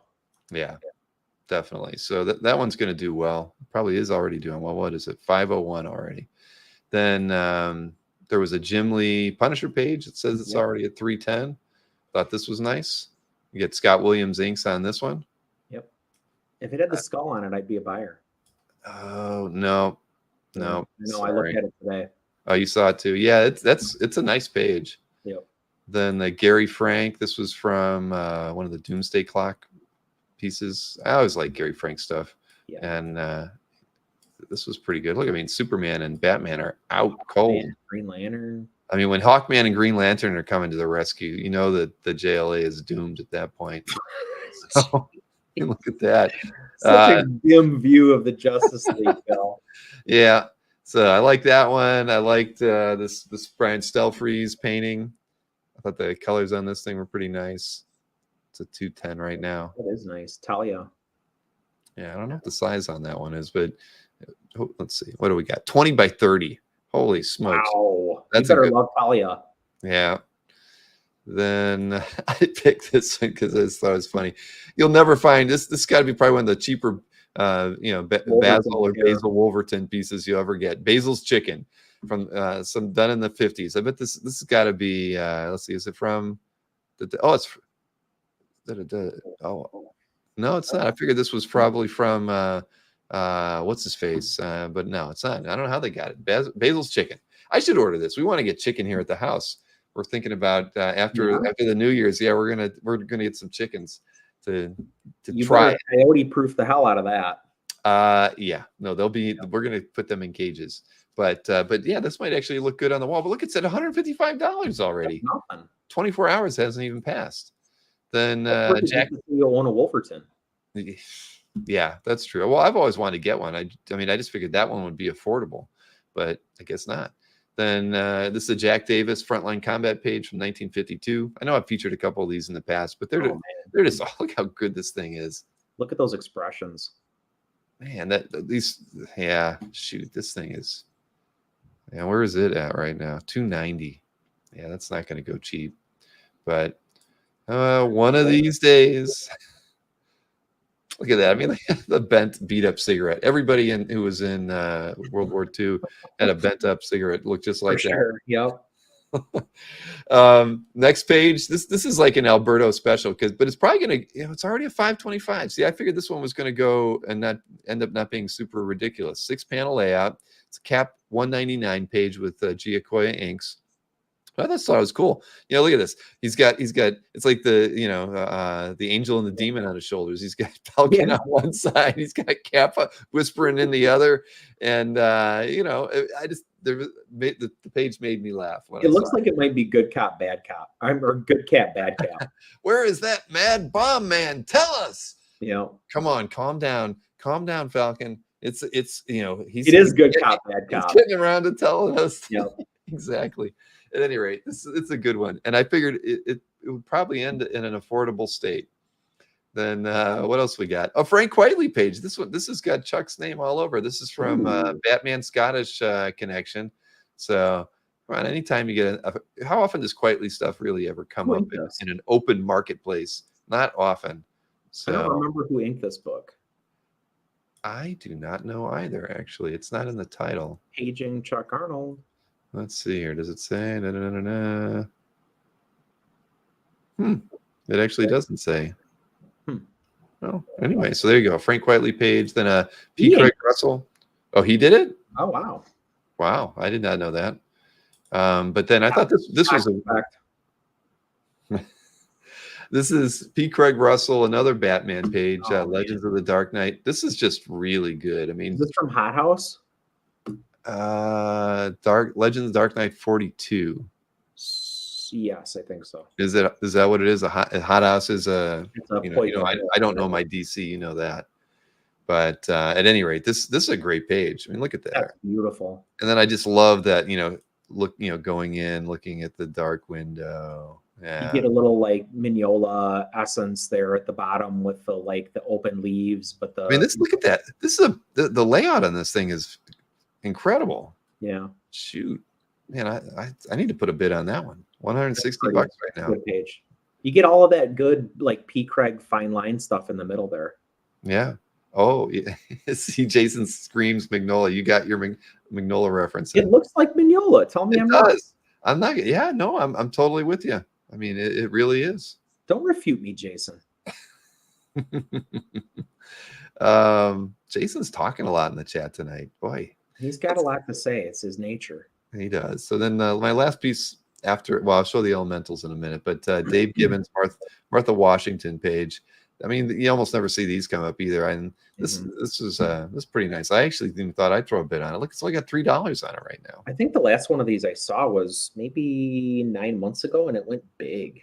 Yeah, you don't see them too often at all. So yeah, and this is a pretty nice page. Martha. Yes, exactly. All right, so where are my elementals? I'll show these off just for the hay of it. Let's see. Well, you don't want to Cox effect yourself. I know. Well, I did it. It worked for me the last time with that Sienkiewicz. True. Okay. I didn't type elementals. I typed elemental. Shouldn't it include your? I would have thought. Well, it's not. That's weird. Let me type Willingham. Why is it only pulling up one? That's weird. Heritage is everybody that wants Bill to bid on this, type bid in the chat. Yeah, right. Let's go. So let's see. Here's the Justice Machine page with it's Anderson. Yeah, Anderson Inks on it. Okay. So look at that. That thing's freaking awesome. Annual Justice Machine annual #1. I did not bid on this one because I didn't see this one at first. I saw the other one immediately. It came to me in an alert. This one didn't. At any rate, there you go. Best page ever. Bid. Everybody wants me to bid. Look, it's already at $360. It's peer pressure, the show. But think about that. Come on, an Elementals page is higher in price right now than the Gary Frank. That's a little silly, yes. And then I bid on this. The other one though. This was the other one. This is from issue 1. Yeah, it's nothing too special. I mean, from issue 1. But it's issue 1. It's page 2. Yeah. Is that technically the title page? Is that the title right there? I don't know. Bill, an Elemental's title page from issue 1. I already bid $50 on it. $50. Oh, Brian, I'll spend you $50 to make it $100. All right. I'll of course I'm going to be a player. I'm going to make somebody pay some money for these, but it's back to the 2 years ago, these pages could have been had for $800, $900. Now, yeah. I mean, I bet you they both are going to go for at least 2. That'd be my guess, because average. I firmly believe that the pages from issues that have come up between issues 3 and 6 have averaged between 12.5 and 14, and those, and they're okay pages. These are far more important. They're not as dynamic, but sure. they're not going for $1,500. They're going to go for more than that. Jason, just keep bidding. Yeah, just keep bidding. At any rate, so those 2 are really awesome, and I'm not going to bid on them live with you guys watching me. I'll get self-conscious of what my bid is, and I can't play my hand in front of everybody. Yeah. But I may have an Elementals page coming into my collection already, though. You don't know that. That may already. I may have already I played my hand too early and brokered a deal. I may have. Okay. You'll have to find out on the 31st. Tune in to see what I picked up. But yeah, so there we are. So 2. I mean, but here's the interesting thing. All right, because what did I think first? I was like, whose were these, right? Because usually, like a third of the time it'll state where the auction came from. Yeah. And it actually says from the Christine Farrell Complete DC collection. Both pieces say that. Now, I don't know who Christine Farrell is and what the Complete DC collection is, but both pages said that. So I was actually going to do a search just to see what other pages were part of this DC collection that brought 2 Elementals pages. But whatever it is, it just shows you that, we've talked about this. I think I talked about it with Chuck last week. The idea that, there's pages out there in people's hands that you just don't know anything about. They're not on CAF. Whoever this Christine Farrell is, nobody in the hobby probably knows who they were to swipe them from her, or to get them out of her hands before she put them in, gave them over to Heritage. So there's cool stuff floating around that we may never, hopefully we find. We're learning here in the chat. The guy who owned every DC book. Oh. In the comic store. Oh, okay. Really? Every DC title. Damn. How is that even possible? That's crazy. How do you know that? How does Jason know this? That's what I want to know. Some comics news site. Fish told him. Who knows? Where does he get any of his info? Barstool. Barstool. Yes, exactly. That's got to be it. Well, if he goes to New York Comic Con, we know he'll be sitting at a bar stool next to Kazra. He can get a lot of.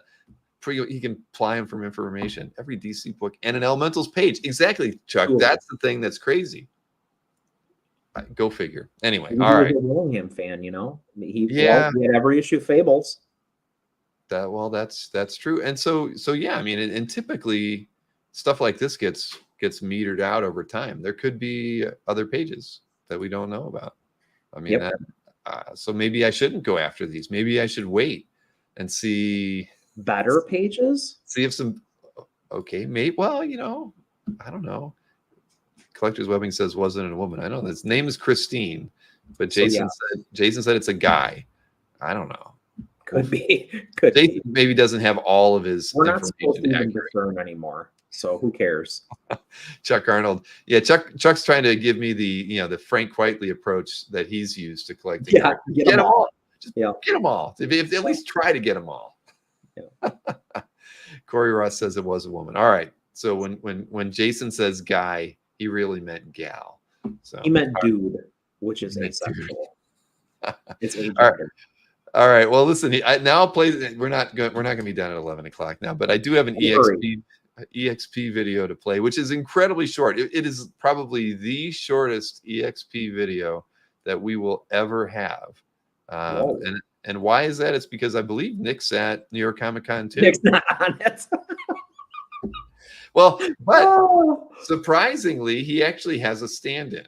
Because I did watch this. It was so short. I'm like, I got to see what the heck. What could he have recorded that it doesn't even last a minute, you know? And so yeah, I was a little surprised. Somebody out there is getting extra airtime this week that usually never gets any airtime. And I'm not even talking about Jason.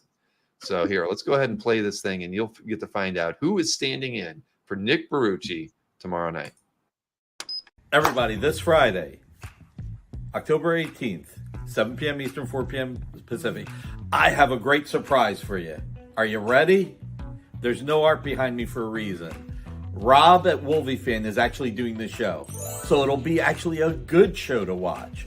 So this Friday, 7 p.m. Eastern, 4 p.m. Pacific, Rob from Wolviefan.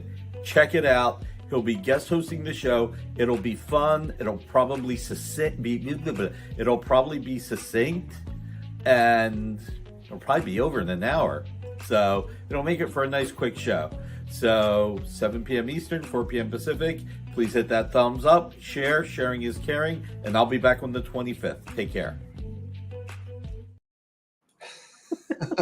Nick is going to get his channel canceled again. I know. I was worried. Every time I bring Rob on, I worry about what's Rob going to say, or what, you never know.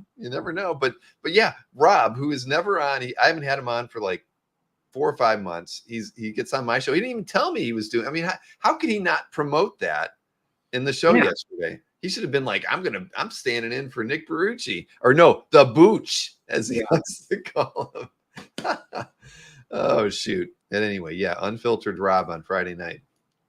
Yeah, Nick may regret this decision. Put the kids to bed early. Yes. All right. So I guess I have to do the CAF update now. I literally was just trying to cut to the chase and show off artwork, but sorry, buddy. It's all right. What do we got? I didn't want you to kick yourself later.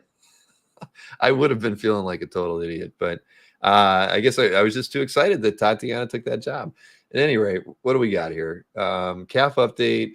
It's for the week, the 7th through the 13th of October. All right. Now I've got that squared. A very good week. Why was it a very good week? Does anybody remember? There was this Felix art drop that rocked the entire collecting world. Yes.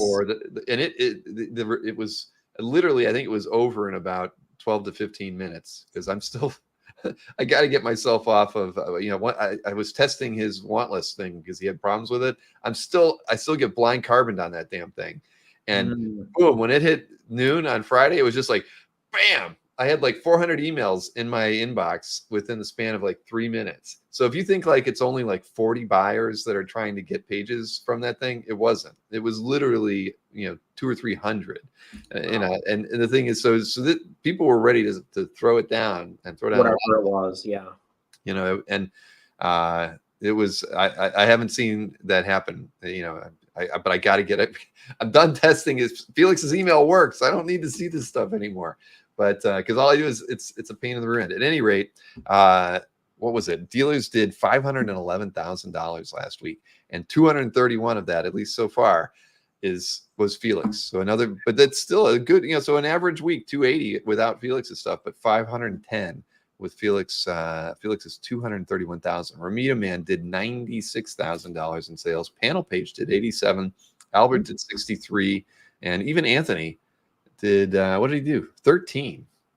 But Felix, he dominated with 44 total sales too. Yes, there were more than that, because after that was only in the first like 6 or 7 minutes. They kept coming in after that because people, Felix can't keep up with the demand to set things on hold and everything too. So it just keeps going and going and going. But yeah, and it's but hey, Nick, like I said, this might have a positive effect on Nick doing more traditional work. And I mean, hey, when you see something like that, right? Shoot, man. I mean, if I was in his shoes, I mean, yeah, at least a couple books a year I'm gonna do traditionally. So the fan desire is there, but and I thought when I saw that piece pop up in the classifieds for the price that it did before the drop, I was like, oh, that's way too much. And then the drop happens, and I'm like, I guess it wasn't. It's not. So yeah, there you go. But at any rate, so there was that. So the dealers, I can show the pieces then. I guess we know we're gonna see a piece by Nick Dragotta in here. Where is it? Makes me really happy I got that Punisher at OAX last year. Oh my gosh, shoot, man, I'm jealous. I should have been bidding on that thing. So here you go.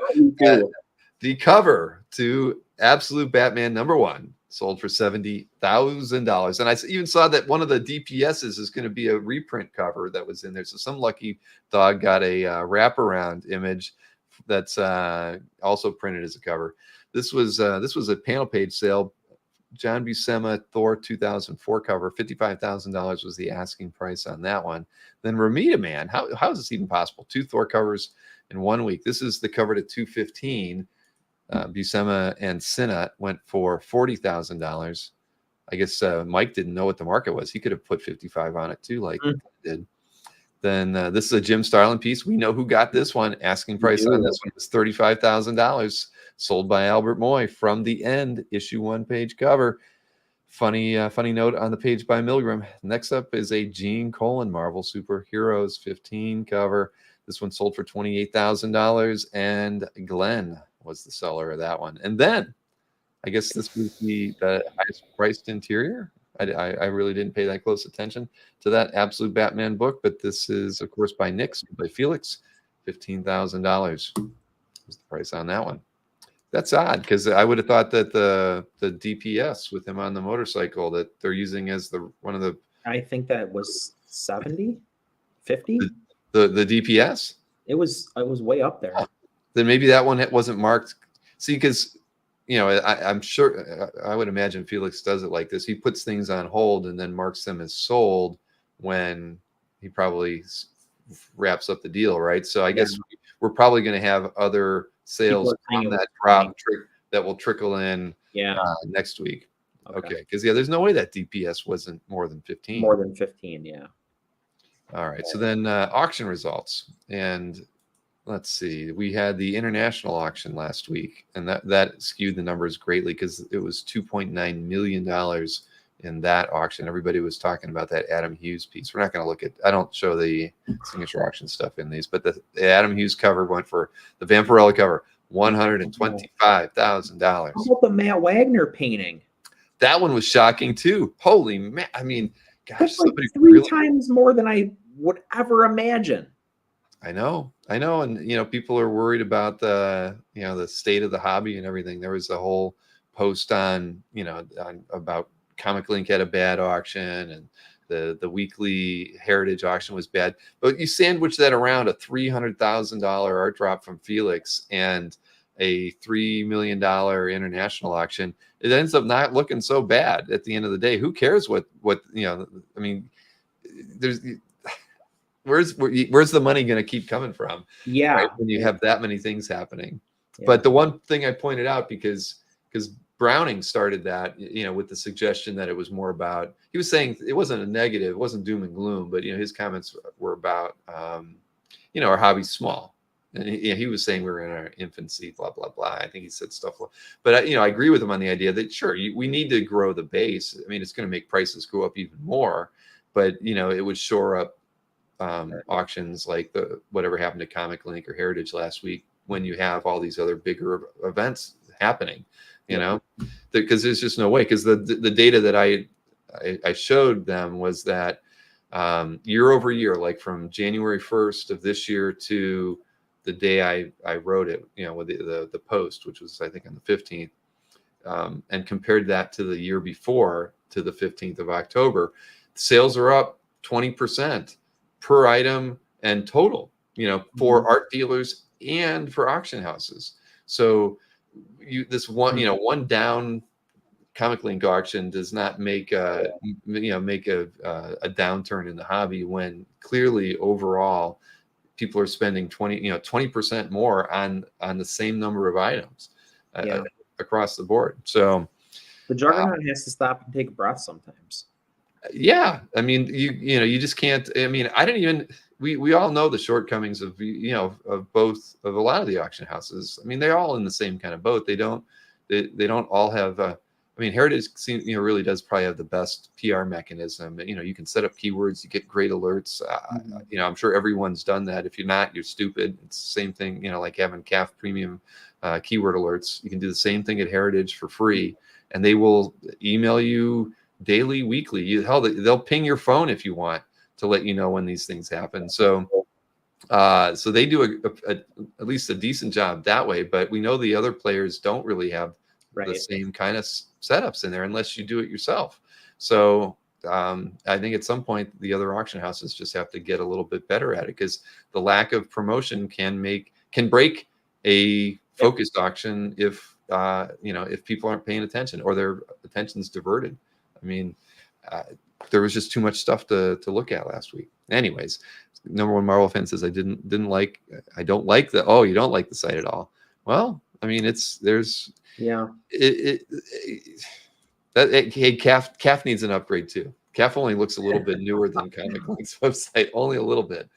But everybody needs to get in the game. I know that Hakes introduced texting for stuff, but I don't know if they have keyword alerts. I know that Comic Connect set up text alerts too. I think at least maybe by item. I don't know if it's by keyword, but everybody's going to have to modernize, or things like that are going to happen, and nobody wants bad PR. So I'm sure they're all looking at it, figuring out how they can put more money into it. Well, as soon as you become like the third place, fourth place, whatever, then people stop consigning to you, and then you're done. That is very true. That is very true. CAF is one step ahead of the artist's choice. Thank God. I haven't been on there in a long time. Is it still like that? I don't know. It's funny. The last time I went to there, okay, it was funny as I was typing at my I use a malware site. The last time I tried to go to the artist's choice, I got blocked because their HTTPS or their certificate had expired. Yeah. And as I was typing in the artist's choice right now, that the logo for the malware company actually came up as the default. But when I hit enter, it did. He must have fixed it, because I was able to get to that shining beacon of internet glory, 90s internet glory. Yeah, it is. I don't understand. He still has like 30 artists on there. I mean, well, he's been shored up by working with Clan McDonald and those kind of things. I mean, get girls out there, and Nick too, obviously. Yeah. Have you seen the Artist Choice booth at a con recently? It's gotten worse. I have not, but aren't they always? Are they still always set up at New York Comic Con? I guess everybody would get to see them there. I know they were at Heroes, but I never even bothered to walk by their table. So, not out of choice though. I just didn't do it. So I saw him at Heroes last year, and I don't know. It was basically what I expected, or what I've come to expect. Mm-hmm. Right. It doesn't look like a website out of the 90s. They actually have a lot of art to look at. They do. All right. So let me see. What do I got? I got to show those auction house results, right? Yeah. Let me show those, and then we can get on to talking about some artwork. Let's see. eBay.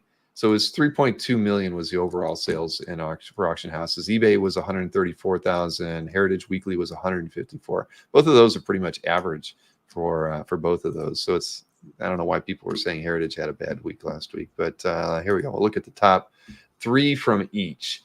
So this was a Jim Chung, John Dell Young Avengers number 12 cover, sold on eBay for $8,433. Pretty bad scan, but worth every penny though. That's I know. Man, look at all those scrolls. Holy shit. All those Cree. Oh, I didn't even notice. I was looking. Oh. All right. Well, hey, Adam Hughes Market is still going strong. This is a Catwoman piece that went for $7,555. Va-va-voom. and a Popeye daily. This one went. How is that even possible? I've got to have maybe that's got to be an error, right? This is went for $6,111. I believe that. 1936. So it's got to be an early one. All right. And then the 3 Heritage pieces. This was a Graham Nolan Batman Vengeance of Bane special from issue 1. $7,200? $7,200. There's a really nice, I think page 30 is in there in the current one, and it's really nice. But let's see, Larry Elmore paperback cover painting went for $5,280, and then a Gene Ha Alve Inks Adventures of Cyclops and Phoenix. Everybody, issue 2 cover went for $4,800. What is that painting? The painting said it was from the Fairy Convention paperback cover painting. You were there, Chuck. Chuck, exactly. He had a T-shirt of that thing. But yes, the Graham Nolan piece from Vengeance of Bane. I thought about picking it in my set today. It didn't.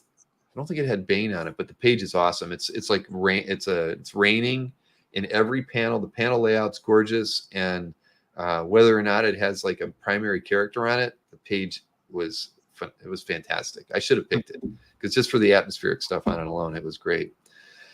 Johnny Makes Comics. Hey, John. Good to see you. Too much for a Cyclops, says Marcus. Oh, man. All right. So let's get into our picks. Now we'll blaze through these. We'll try and keep some promises here. Yeah. 11 o'clock did not happen, but we'll do well here. Somebody's got to get back to drinking. And I got to get my first drink.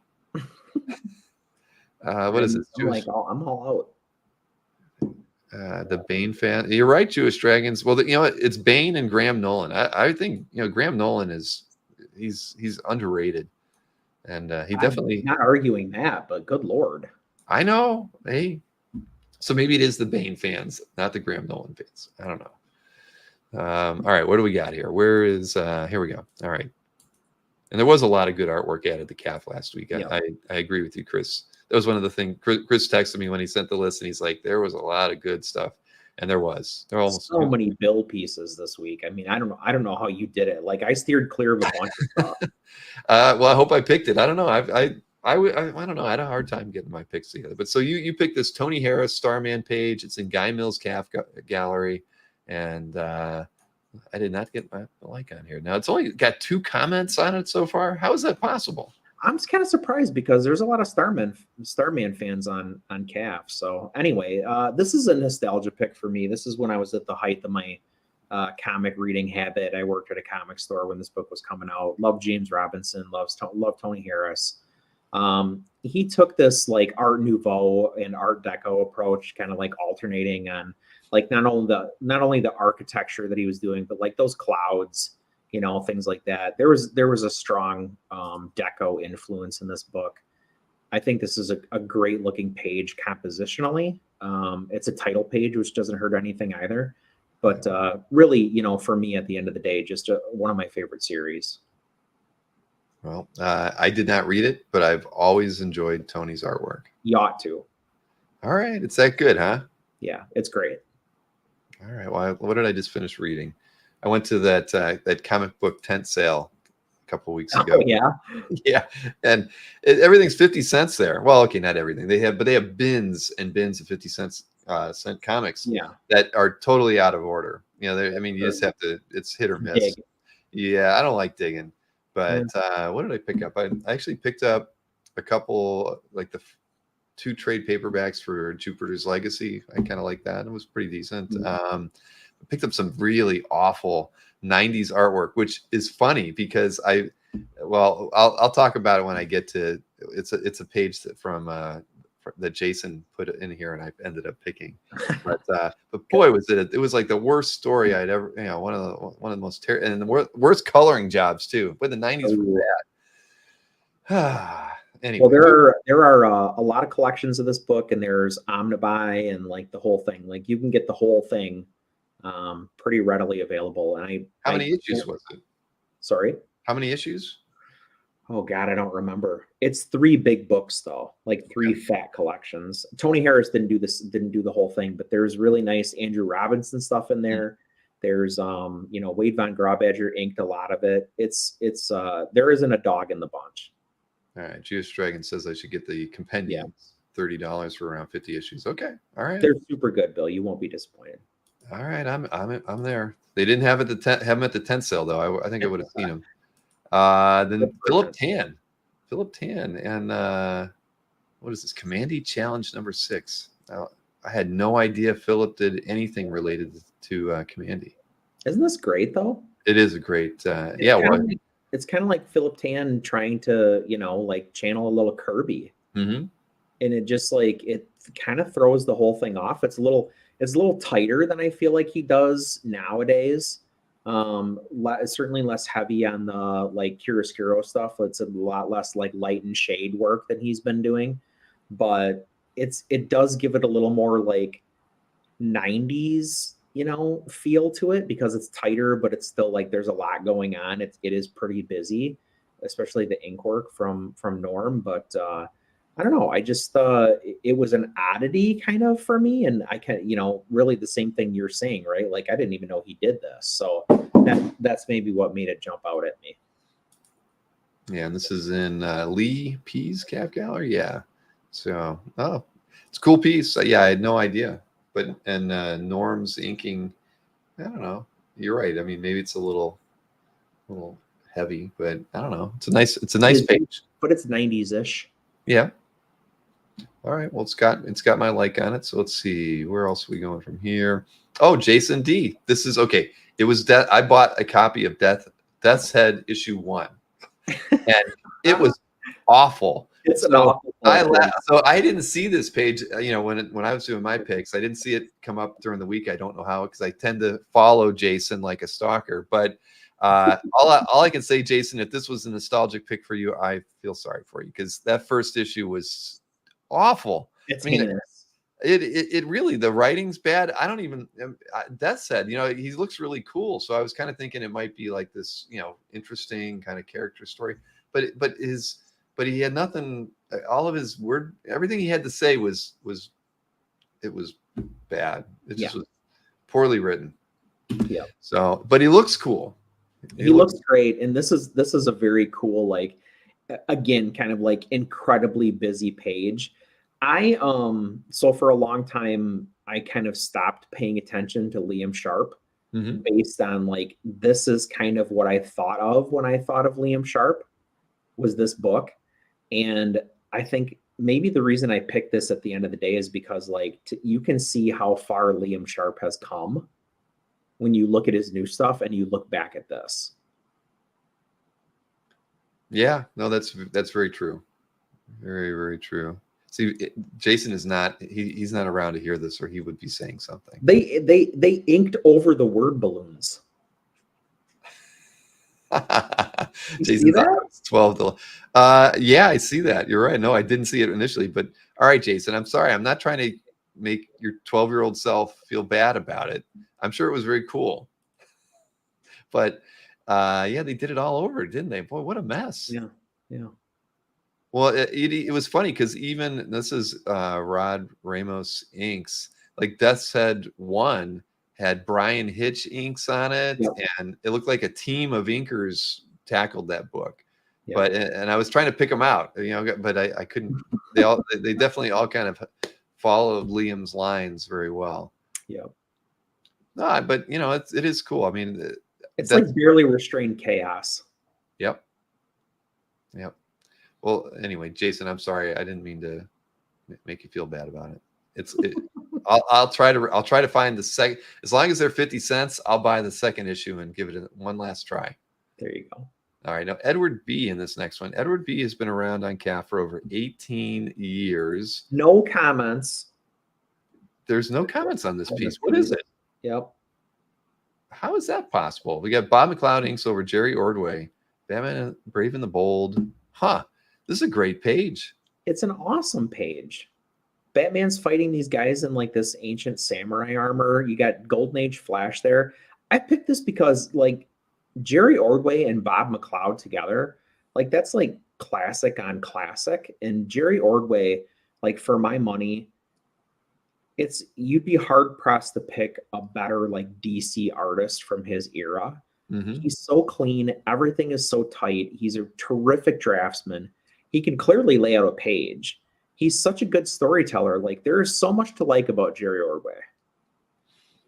I'm with you. I'm going to leave a comment on here, everybody, since nobody else There you had. go. How's that?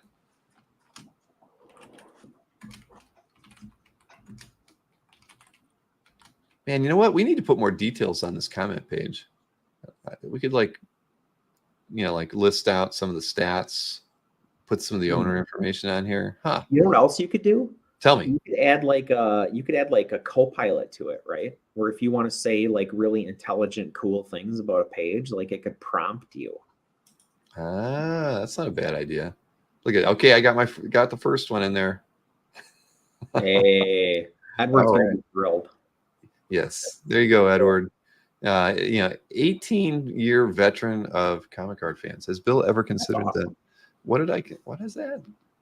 Consider that the owner delete? No, he can't delete the comments. He's not premium. Only premium members can delete comments. Yeah, if he was premium, we'd be looking at this page in gory detail right now. Yes, It's a exactly. beauty. So, and we're not guilty on that one. But Jason says when Casper runs a show, every piece gets a comment. That's Okay. true. Well, I expect everybody else to go over there. I'm going to put the link in the chat. Here, how's that? Hey, all right. That way we get some comments on this thing because it really is in action. not even. How did Marcus miss it? Maybe Marcus isn't a Batman fan. At any rate, there's the link in the chat, everybody. This piece He's an absolute Batman fan. And I mean that literally and figuratively. Oh man, now let's see here. This is in Anthony D's CAF gallery. Kyle Holtz. See, I thought it was a commission when I saw it. It's a cover, huh? It's a cover, yeah. I don't think, well, I don't know that it didn't begin as a commission, but it would be an odd commission request. And that's the Hulk and the Thing. It's the Hulk and the Thing, yeah. I love Kyle Holtz, and we've talked about this before, but like a lot of times you see an artist work on something that like you feel like is out of their wheelhouse. Mm-hmm. The Hulk and the Thing proper, I feel like is not necessarily in Holtz's wheelhouse. Zombie versions of them squarely within Kyle Holtz's wheelhouse. You see it, right? Oh yeah. Like it's got all the sinew and the gore and the detail and like things are dripping and oozing and like the background on this is killer. It's clearly like, he's done some like Jim Lee style like Kleenex stuff in the background on that sky. I just love how like incredibly detailed this is. And, obviously it's my favorite character that plays a part in it, but like stylistically, he's like unmatched.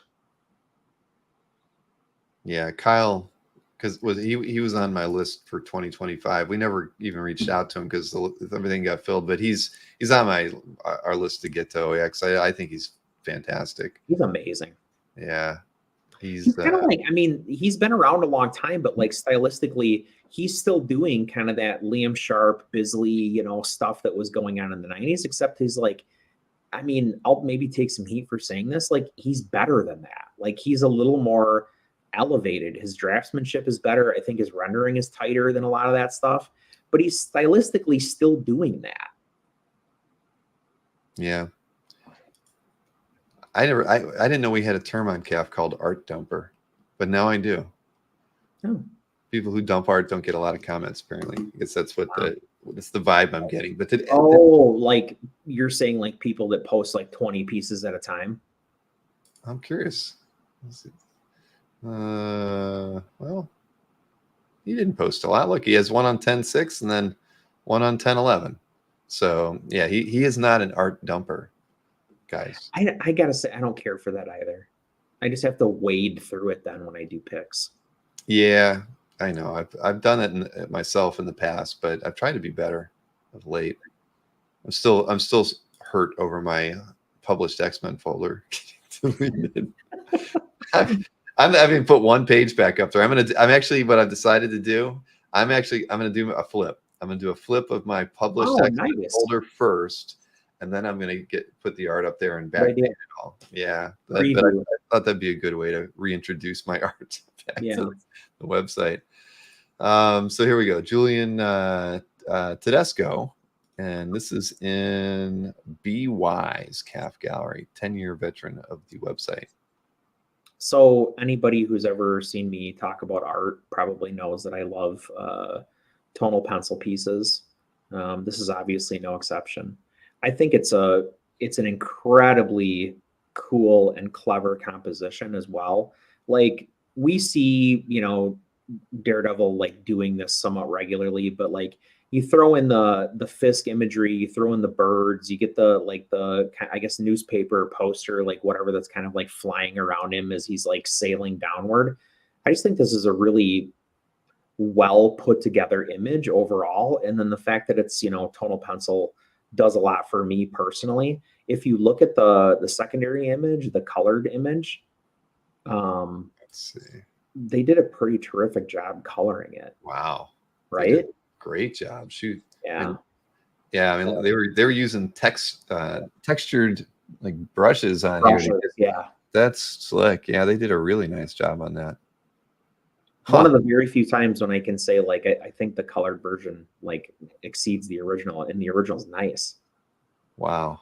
Yeah, that's pretty special. Yeah, you don't see that too often. That's damn. All right. Well, It could be a poster. Did they do the wonder if he did his own colors? I don't know. But either way, yeah, that's fantastic. Yeah. And I guess if you know what the final piece is going to look like, you can do tonal pencils and get away with it. Because otherwise, you would never. Probably shot it right from pencils. Yep. And it's also the quality of the cover image is so high that like I don't know if anybody else does this, but like I have done this, and maybe you've done it too, Bill, where you love the published image so much. Honestly, that Chaykin Wolverine that I have, I loved the published poster so much. The color is such a huge part of it. I didn't care. I wanted the original, irrespective of the fact that it wasn't that final image. Right. Well, this is a good one. Congrats to BY, right? BY in the United States.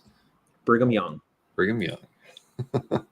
All right, now we have we go from BY to Gab R, 17-year veteran of comic art fans, and this one, Breccia is always very cool, and this, I thought this was fantastic. I've seen a few of Breccia's pieces. Pictures on here are just madness. Yeah.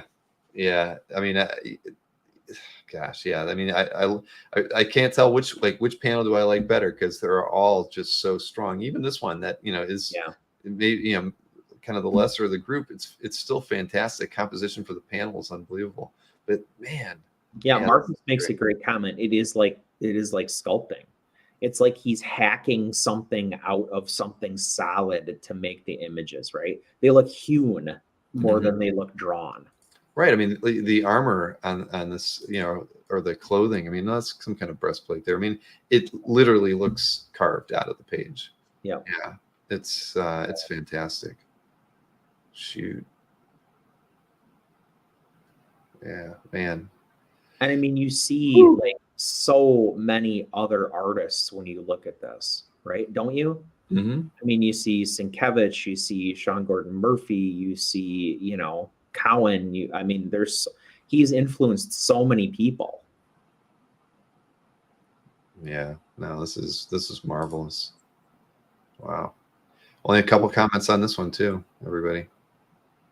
This is an amazing page. I wish there was more. I wish this stuff came up more often. Yeah, I mean, we'll look at it. They posted on 1010. They've had it in their collection since 2016. Mm-hmm. I've never even heard of Gallery Glenat. I don't know if that's still around. It says it's in Paris. Huh. Well, that's a nice one. Mort Cinder is the title of the book. Battle of Thermopylae, 300, y'all. That's true. I didn't think about that. Shoot, man. Going over to Bo Roberts next. Bo Roberts posts a lot of great stuff. Mm-hmm. This is a Porter Dell JLA page. Yes.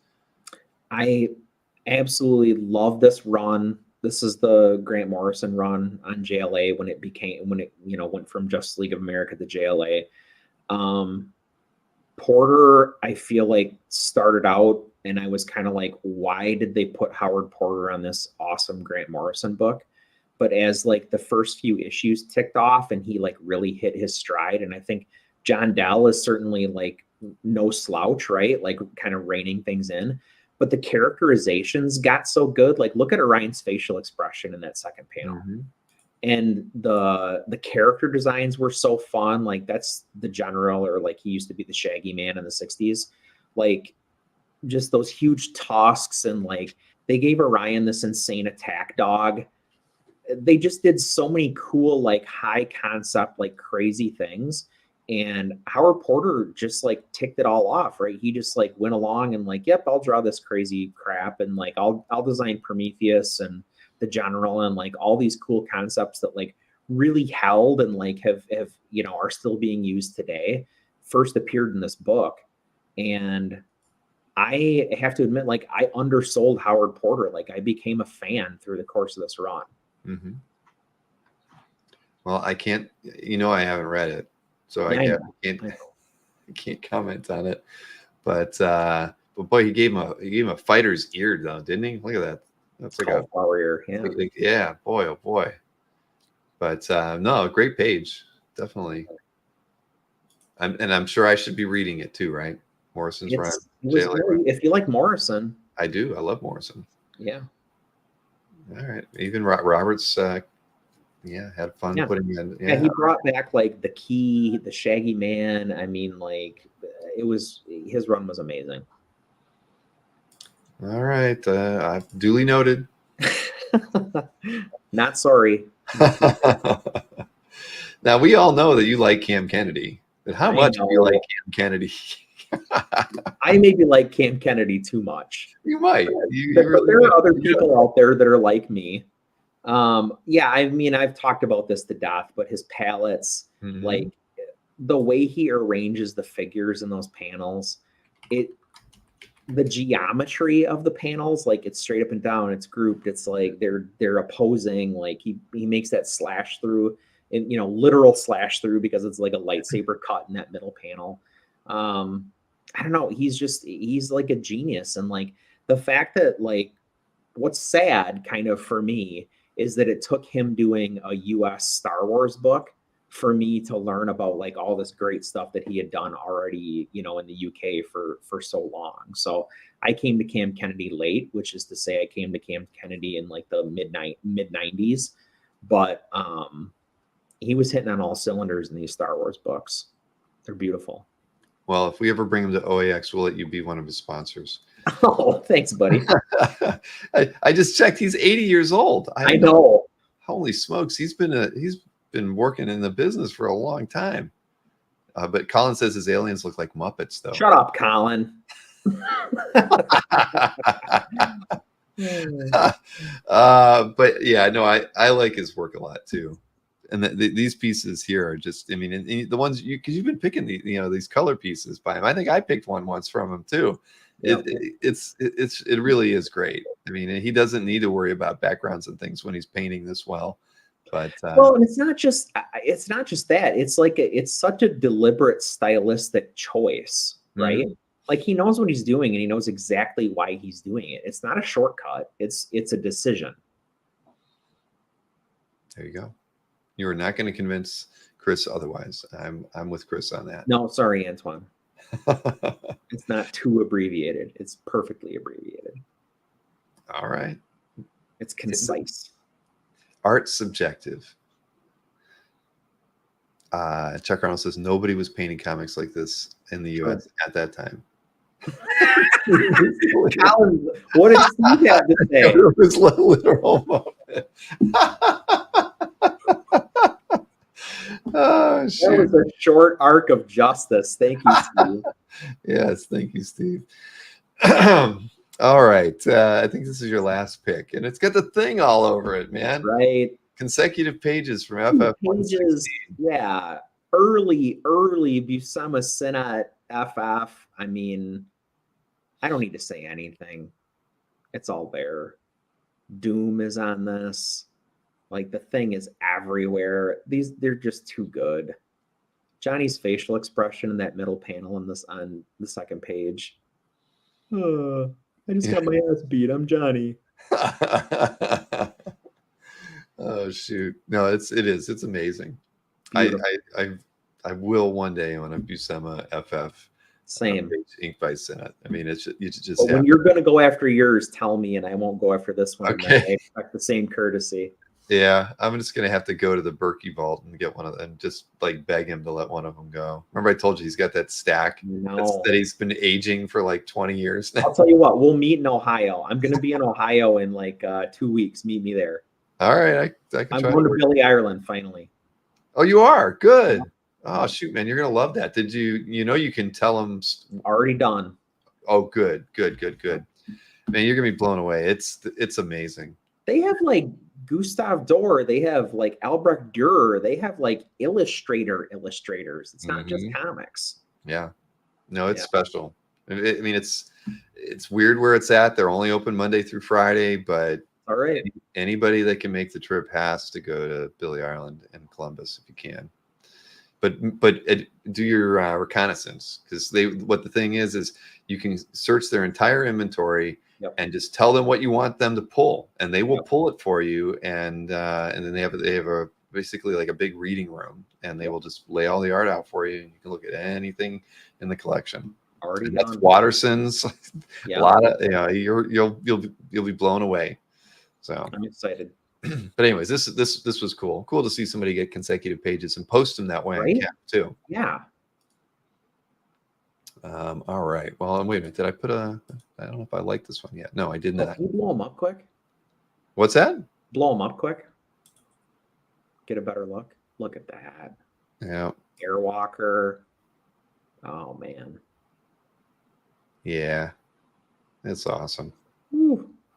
I mean, this period of Buscema Senate is just so good. I mean, and the fact that it has Doom on it, to me, that's if Doom wasn't on it, it wouldn't be as good. But man, look at this, that pose right there. That's like the pose on some of those. That is the pose. The one that wasn't there like a classic Marvel T-shirt with Doom. I mean, you could see his face in it, but it was something similar to that. I mean, this is everything that any kid reading Marvel comics back then just ate up. I mean, this is awesome. Ben's still not convinced. You get all the great editorial notes in there too. You gotta be out of your gourd. Wait, big buddy. It does make a weird kind of sense. The Overmind is a threat to the whole world, including Doom. Overmind, not Airwalker. God, they look so similar. I thought it was Airwalker too. Yeah. Same costume. He wouldn't have been on the page with Doom though.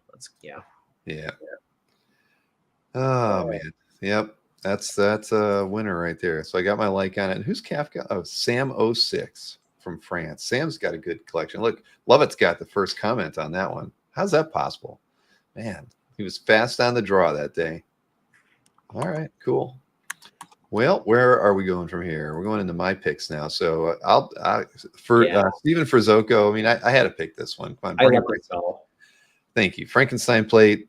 I mean, this is I didn't even write anything. Very short and sweet. But no matter what it is, it's got to be like a dream come true to own something like this. So few collectors get to have something like this in their collection ever.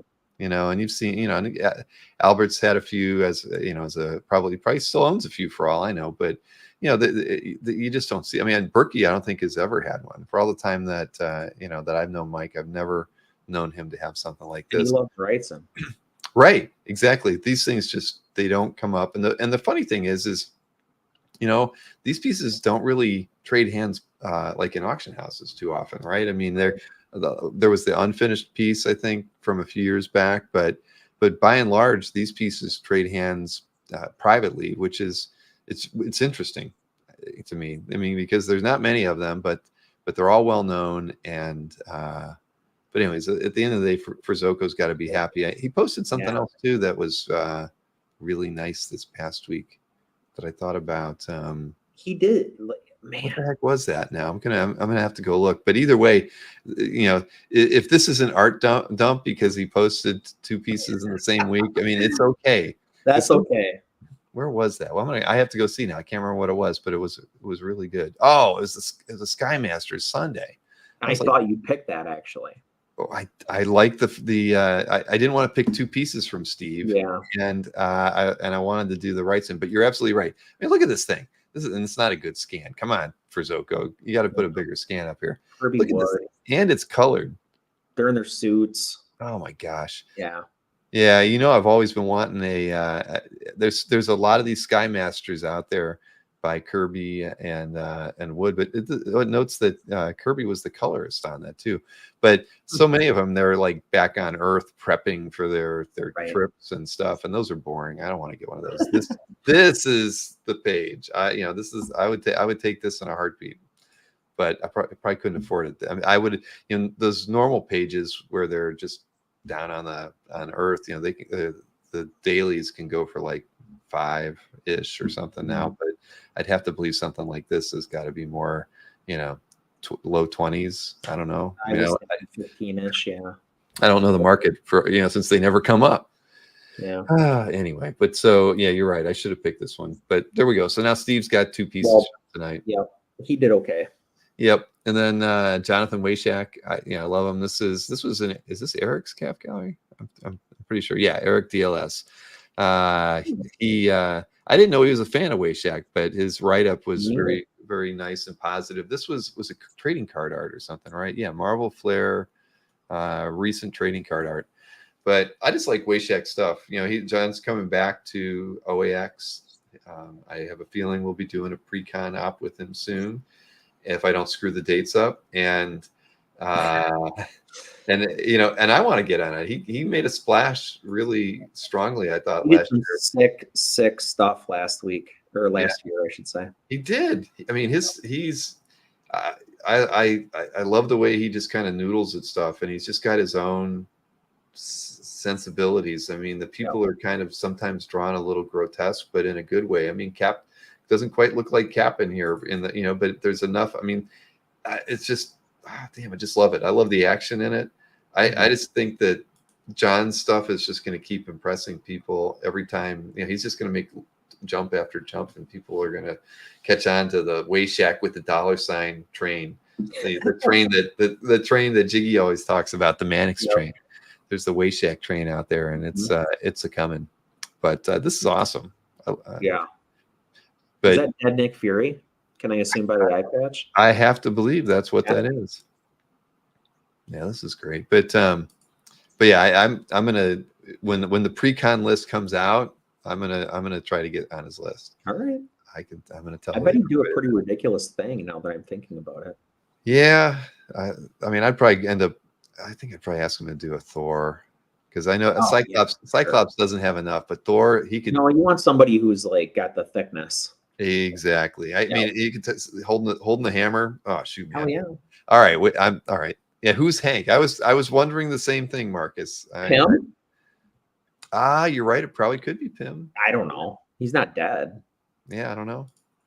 Either way, this is a nice one, and I didn't know. I think Eric actually owns a couple of pieces by John. So I think of Eric DLS, and I just think Art Adams. I'm guilty. 100 Art Adams. Yeah. Anyway, so yeah, good pickup there. Then this one, we all know that Andre's getting this issue together. So this was Bob McLeod, Tom Palmer, New Mutants Annual 1. I just like the page. I actually reread this issue not too long ago. Forgot about Cannonball in his funky phase, dressing like that. Phase. Yeah. But S&M phase. He looks a little like Doc Samson there. He does, doesn't he? Collar Yeah, that's right. Doc Samson had that that V open V with cut. the collar and the big studded belt. Yeah. Mhm. John Byrne. I blame John Byrne for that. Yep. This Yeah. is a great page. I've always loved like the look of Sunspot. Same here. I mean, So of clever all to the, be like, let's just make him solid black. right. I mean, come on. When New Mutants came out, everybody was in their old X-Men costumes, and I really, it felt boring to me, their costumes. But then you had Sunspot. He looked like this. He Yeah. was like the coolest character that, in there, as far as For I was sure. concerned, when I started reading that. And it was so great to see him, in battles, because he's always was juxtaposed against the other characters in their classic X-Men costumes. Yeah. It just didn't hold up. Him or Warlock. Warlock was always When Warlock, I agreed. Awesome cover on this issue as well. That's true. #1 Marvel fan. So yeah, I think it's awesome seeing these. I love early New Mutant stuff, and everybody knows Bob McLeod's one of my favorites. So he's no slouch. he is not.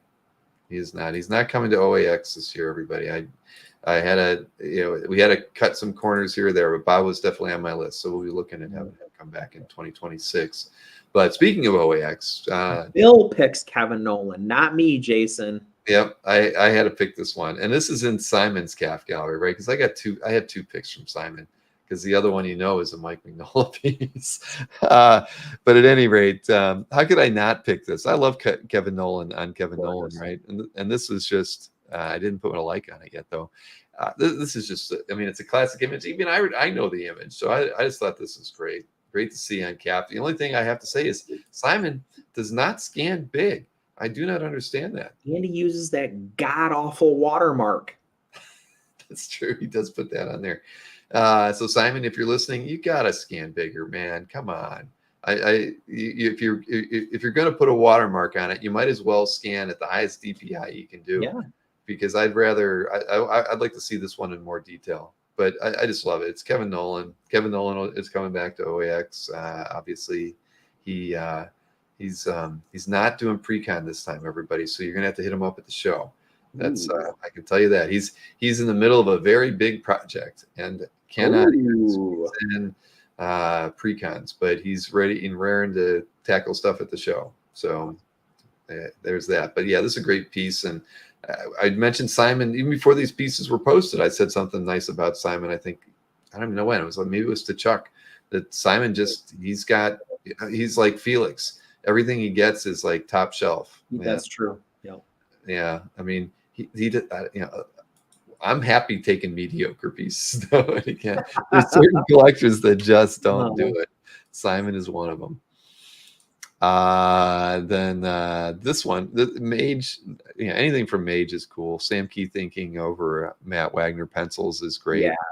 I love this page. I mean, I love everything from this whole run, but this is just perfect, man. I'd kill for this thing. I look at everything about it. I mean, shoot, the more I'm looking at it, the more jealous I get.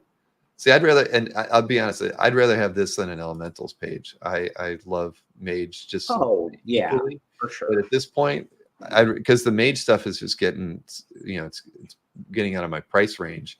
There's so much competition for it. But wow, this is wonderful.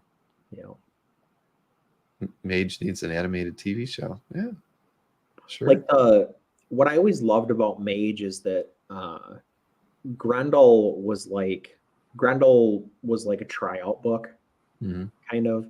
Mage is where he started becoming a really good artist. Yeah, no, this thing is awesome. 11, okay, good. It's got 11 comments. I'd like to think this thing's been appreciated. There you go. Even Felix commented. You don't see a lot of Felix comments on stuff. True. And Felix says it should have sold for a lot more. I don't even know what it sold for, but congrats to Suet. Is that how you pronounce his name? I don't know. Suat Tong Ang.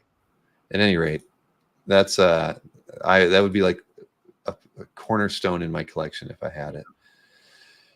So this one, whose calf gallery are we in now?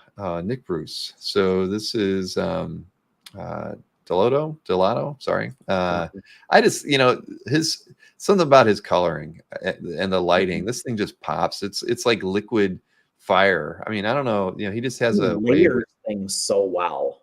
Yeah, he does. And there's some painters who there's a lot of people who paint, and and there's some painters out there, I won't name names, that I just their work is solid, but it doesn't impress me. But Gabriel's work just almost always does. His lighting, his fluidity, and his style. I just really like his stuff a lot. Well, he has a unique approach too. I mean, when you're looking at his stuff, that you're not looking at, to your point, one of the other painters. Mm-hmm. And there's something to be said for being singular in your approach. Yeah. See, I see something like this, and it's like makes me want to own something by him. And I never really think that. But when I see how amazing this is, yeah, I'd love to see him do a Thor piece, or shoot, even this Venom piece is awesome. If I was made of money, I'd own that one too. Was that? Oh, it was a cover. I didn't even realize it was a cover. Okay, well, sorry about that, Mr. Bruce. But nice pickup. Got 4 more to go, and this one, don't know anything about the artist, but it's the Spats. They get some of the craziest artists and the craziest pieces, but I just thought this thing's fantastic. I mean, it's so the detail in the armor and the helmet, and then you have this soft face in it. It just works. It works for me. I mean, I like the tone, like and undertone of the piece. And I know they do this the whole thing. Yeah, I mean, I love the fact that, because again, it's Harley Quinn, and I just love the fact that they take they have the coyotes to go to an artist and say, I want you to do a comic book character and do your take. I mean, because you got to spend money on that, and I can't imagine this is a $500 painting, right? Probably so you have to have a lot of confidence when you're doing that. Yeah, it does have a Geiger vibe, Tom. Yeah, like via steampunk. Yeah, and so I admire that in the Spats, because they just have they're, I don't know. I mean, I just don't know if I could do it, because it is gutsy, because like for gutsy, everyone, there you go. Gutsy is the word, man. That I'm for everyone that pays off, there's probably one that doesn't. There's got to be, but the stuff we get to see at least is really, really nice. And so what was the name of the artist on this again? Shichigoro. No idea. I mean, I imagine if I click on this, and there's 9 comments on that, so that's good. Look, only piece on calf. That's it. So I don't know who they are. I don't know. Do they usually put a link to a website? No. So that I guess that would be the only thing I would ask. Acrylic on what? What's that? It's acrylic on a stretched canvas. Okay. Yeah. There we go. Huh. I thought it said distressed canvas for a second. I was like, oh, that's interesting. But yeah, this is great. great. You can really see the texture there. Holy crap. We should have blown that up right away. I should have. Look at all that texture. Good Lord. Man. That canvas probably weighs 3 pounds. Yes. Yeah, you're definitely right. Jeff sold a palette knife and went nuts. Yeah, that's totally cool. I'm gonna have to do some research. That'd be the only thing I'd ask them to do, is like give us a link. When whoever you commission. Yeah. So I'm losing my voice. When they commission somebody, let's get a link in there so we can learn a little bit about some of these artists that they commission. So great pickup again, and I might have to have Chris talk about Chris could talk about this one. Good Lord, I didn't pick it. I was so afraid of Jason. Well, Jason's in bed now, so it's this is my favorite Hellboy story. Wolves of St. August. God, what can't I say about this? So look at the way that the panels go from top to bottom, and not only how he chose to like block the figures to like go like that at the bottom, but also like how he stages each frame to like show you exactly like what he wants to show you graphically, but also from a storytelling perspective. Like it's perfectly done. And this, for me, this is peak period Mignola. This is when he is at his absolute best. After this, it's just down. This is like the best period of Hellboy, the best period of Mignola. The wolves in this book look absolutely incredible. They look insane, even when they're not like werewolves, when he's just drawing like a wolf. They're gorgeous. Hellboy's proportions are perfect. He's monstrous, but you can still tell that he's like a person. He doesn't look like a cone like he does in those later books. Right. Oh, Right. I mean, his forearm here looks rather, unmuscular. I get it. I mean, I think, and Simon's in that same vibe where, in that same era of appreciation for Mignola. does this get bigger? No, because it's Simon. Damn it, Simon. I know. I know he's premium. He's premium, and he's still scanning at. I'm not going to right click and download it to figure it out, but he's only scanning at like 900 pixels tall. Well, this is a perfect Hellboy page. We need to yell at Simon. He was in the chat last week or 2 weeks ago. He is not scanning at 100%. I mean, just scan at 100%, Simon, and the image will be bigger than that. Like 1800 pixels tall. So these things are like half. He's scanning them at 50%. Simon, I mean, come on, man. You're watermarking these. But anyway, yeah. Look at those shapes and like the curls and like how panel 1 leads to panel 2 leads to panel 3. Yeah. Yeah. No, it's masterful. Well, congrats. And I did not know that both of these were Simon's, and at least initially, because when I picked them, I picked them as thumbnails, and they don't have the watermark on them.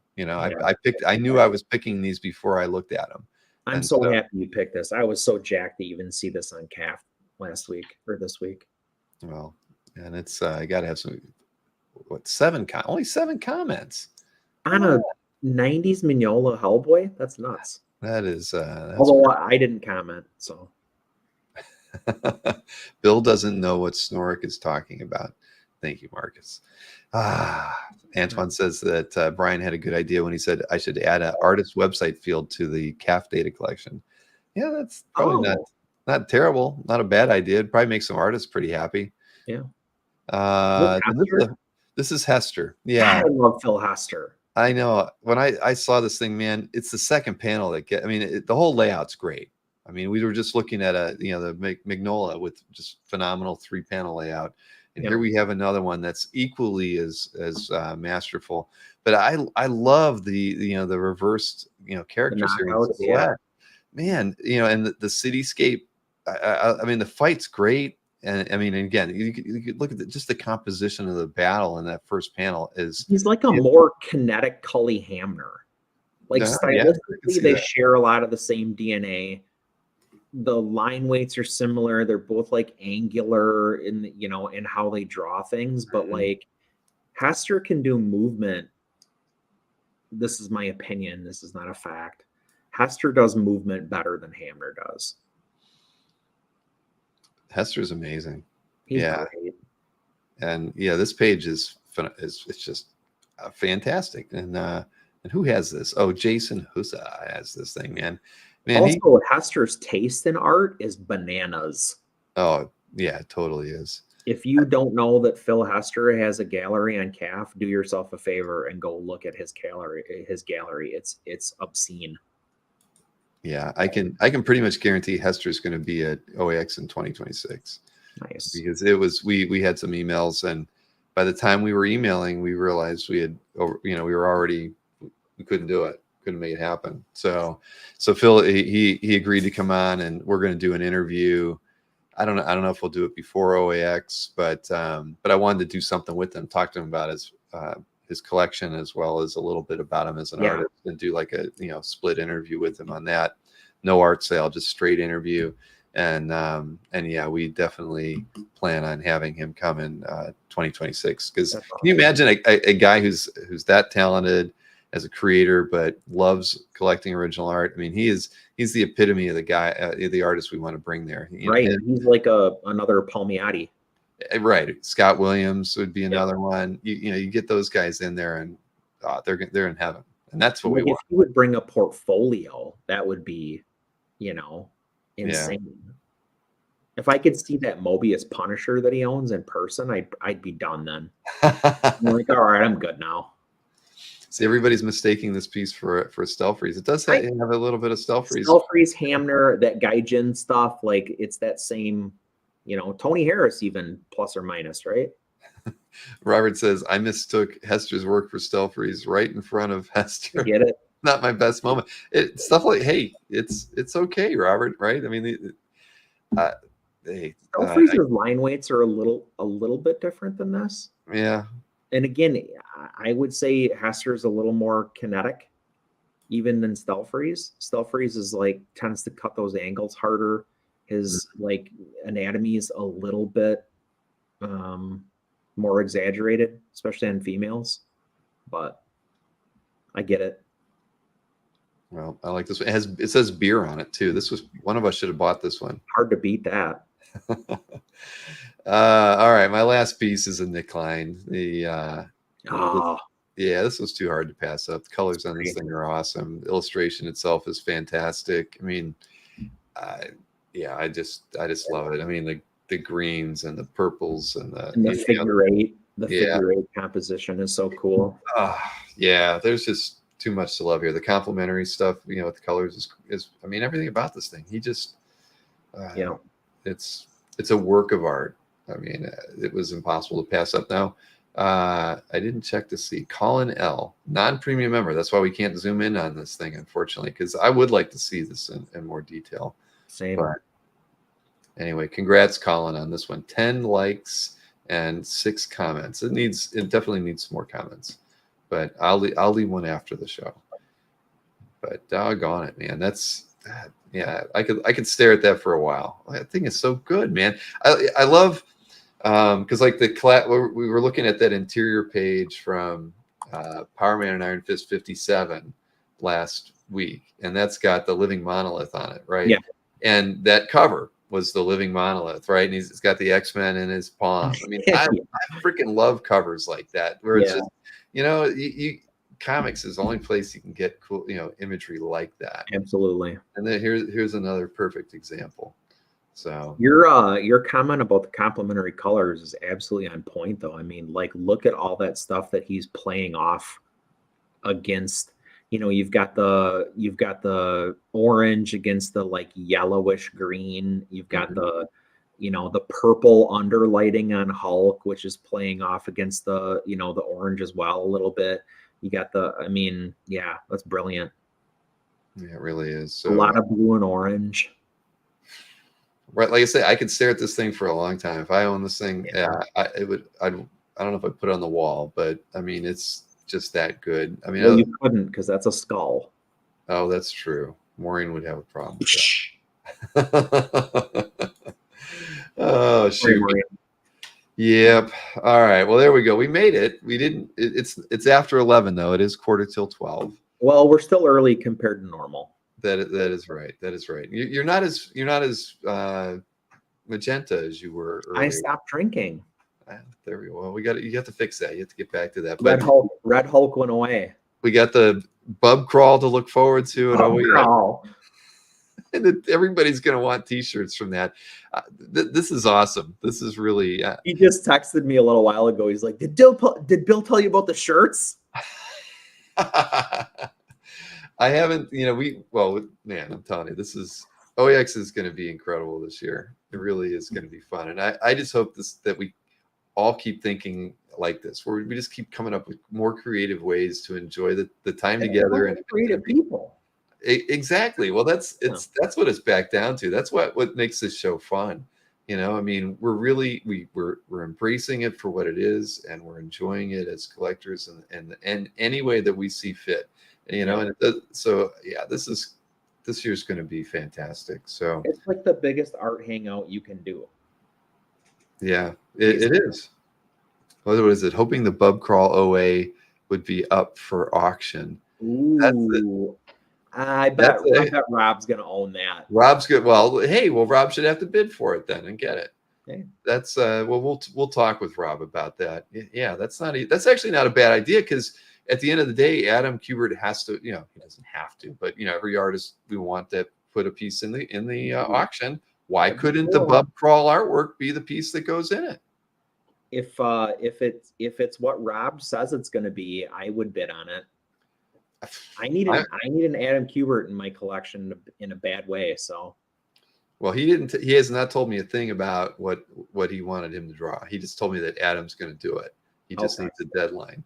So I don't want to ruin it. No, don't. I don't want to. Well, I'm going to end up. Obviously, I'm going to find out if I'm the one who has to print the T-shirts. But at the end of the day, yeah. Well, now that's actually all right. I'm going to tell him that. I'm going to be like, you are not allowed to buy it. This should be Adam's auction donation. Brian brings up an interesting suggestion. You should put one OAX lifetime pass in the auction every year. I bet people would bid on that like crazy. Yeah, it's not a terrible idea. That's interesting. Mm-hmm. I mean, yeah, there's a lot. Yeah, no, that's not terrible. Something to think about. Or maybe raffle one. Something like that. Yeah, because at the end of the day, I'd like to. We're always it's just gonna continue to grow. As far as the people coming in, I'll be surprised if we don't have a few more people coming over from Europe this year. I've had a couple of the dealers that I've been talking with. They're like, they're kind of like all in with OAX, and they've been telling me, like some of the collectors that they're talking to, and it's several overseas people that they're like, we're doing everything we can to get these guys to come to the show because it's they believe in it, and that's right. Been very reassuring to hear stuff like that from some people that could feel like mildly competitive about having a show like this, but they shouldn't. I mean, we're all working together on this thing. It's gonna. I mean, I saw a ticket sale to somebody who I just didn't expect to come, and I'm like, that's awesome. I'm so happy that they're coming. A big collector. I mean, I think everybody's gonna. It'd be cool if they brought a portfolio of stuff to look at. They probably won't. Okay. But the thing is, just knowing, having them come out. It was like having Paul Pappas come out last year, right? Yeah. I was so thrilled to see him. I'd never met him before, and so this is so to me, this is a collector like on a Paul Pappas level. Buys, their collection's amazing.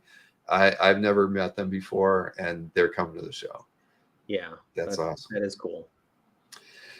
All right. I guess we can call it a night, man. So, Chris, as always, so you heard we don't have a show next week, unfortunately. If I could give you the keys to the castle, I'd let you come on with Chuck Arnold, and you guys could do like 20 picks. Nobody wants that. Nobody wants that. All right. So a 3-hour show. It could be a very long show, but the thing is, it's an open offer. If you wanted to do it, I could show you how to start and stop a stream. You could just do 20 picks, talk a little bit, and turn it off on it, because I know it's not like it's not like putting Rob Gomez on here by himself. I'm not foolish like Nick Barucci. If I put you and Chuck on, I know that it'll be a PG fun art fest. All right. We'll do it. If you'll do it, that's fine. I mean, if you got time, I'm gonna try and wrangle a special guest appearance by Tyler T. Though. That would be cool, man. Yeah. I mean, everybody, like I said, I'm gonna be. There's just no way I can do it. I'm gonna be at IX. I'm gonna be having a good time. Okay. Kazra says, please do it too. Come on, we got to make this. Okay. So. If you're free this weekend, I can basically give you the access you need, and I can show you the process to stop and start. And Chuck Arnold says he's going to do it shirtless. Please don't, Chuck. Please don't. Anyways, all right, Chris. We'll be talking. You're free this weekend. We can. Yeah, text me. I'll get with you. Yep. All right, perfect. All right, man. Well, thanks again. We'll be talking soon. Peace. All right. Well, we got a show now next Thursday. That's great. No, I know those guys can do a show on their own. They without me. That's perfect. It'll be fun. It's a collector show for collectors by collectors, and no heavy-handed management from Cafe HQ. That will be an episode that I will watch, and you guys know I don't watch anything. I didn't even watch the episode that Kazra ran, which where he did all the comments and stuff. I still I've only heard things about it. I haven't watched it, but I will watch a show run by collectors. That'll be fun. So anyways, have a wonderful night, everybody. I have to say that I have nothing on the schedule until next Tuesday. And remember, I don't even know what I'm doing next Tuesday, but we will have a show. It'll either be an interview if I can line one up, or we'll do a roundtable sort of thing. I think, like I said, I think Jason wouldn't mind getting on doing something, talking about the hobby, and I'm sure we can get a few other people to join us as well. But it won't be Tyler T, it won't be Chuck, and it won't be Mr. Snort, because we know they're going to be doing something on Thursday. So have a wonderful weekend, and enjoy it while you can, until the snow flies.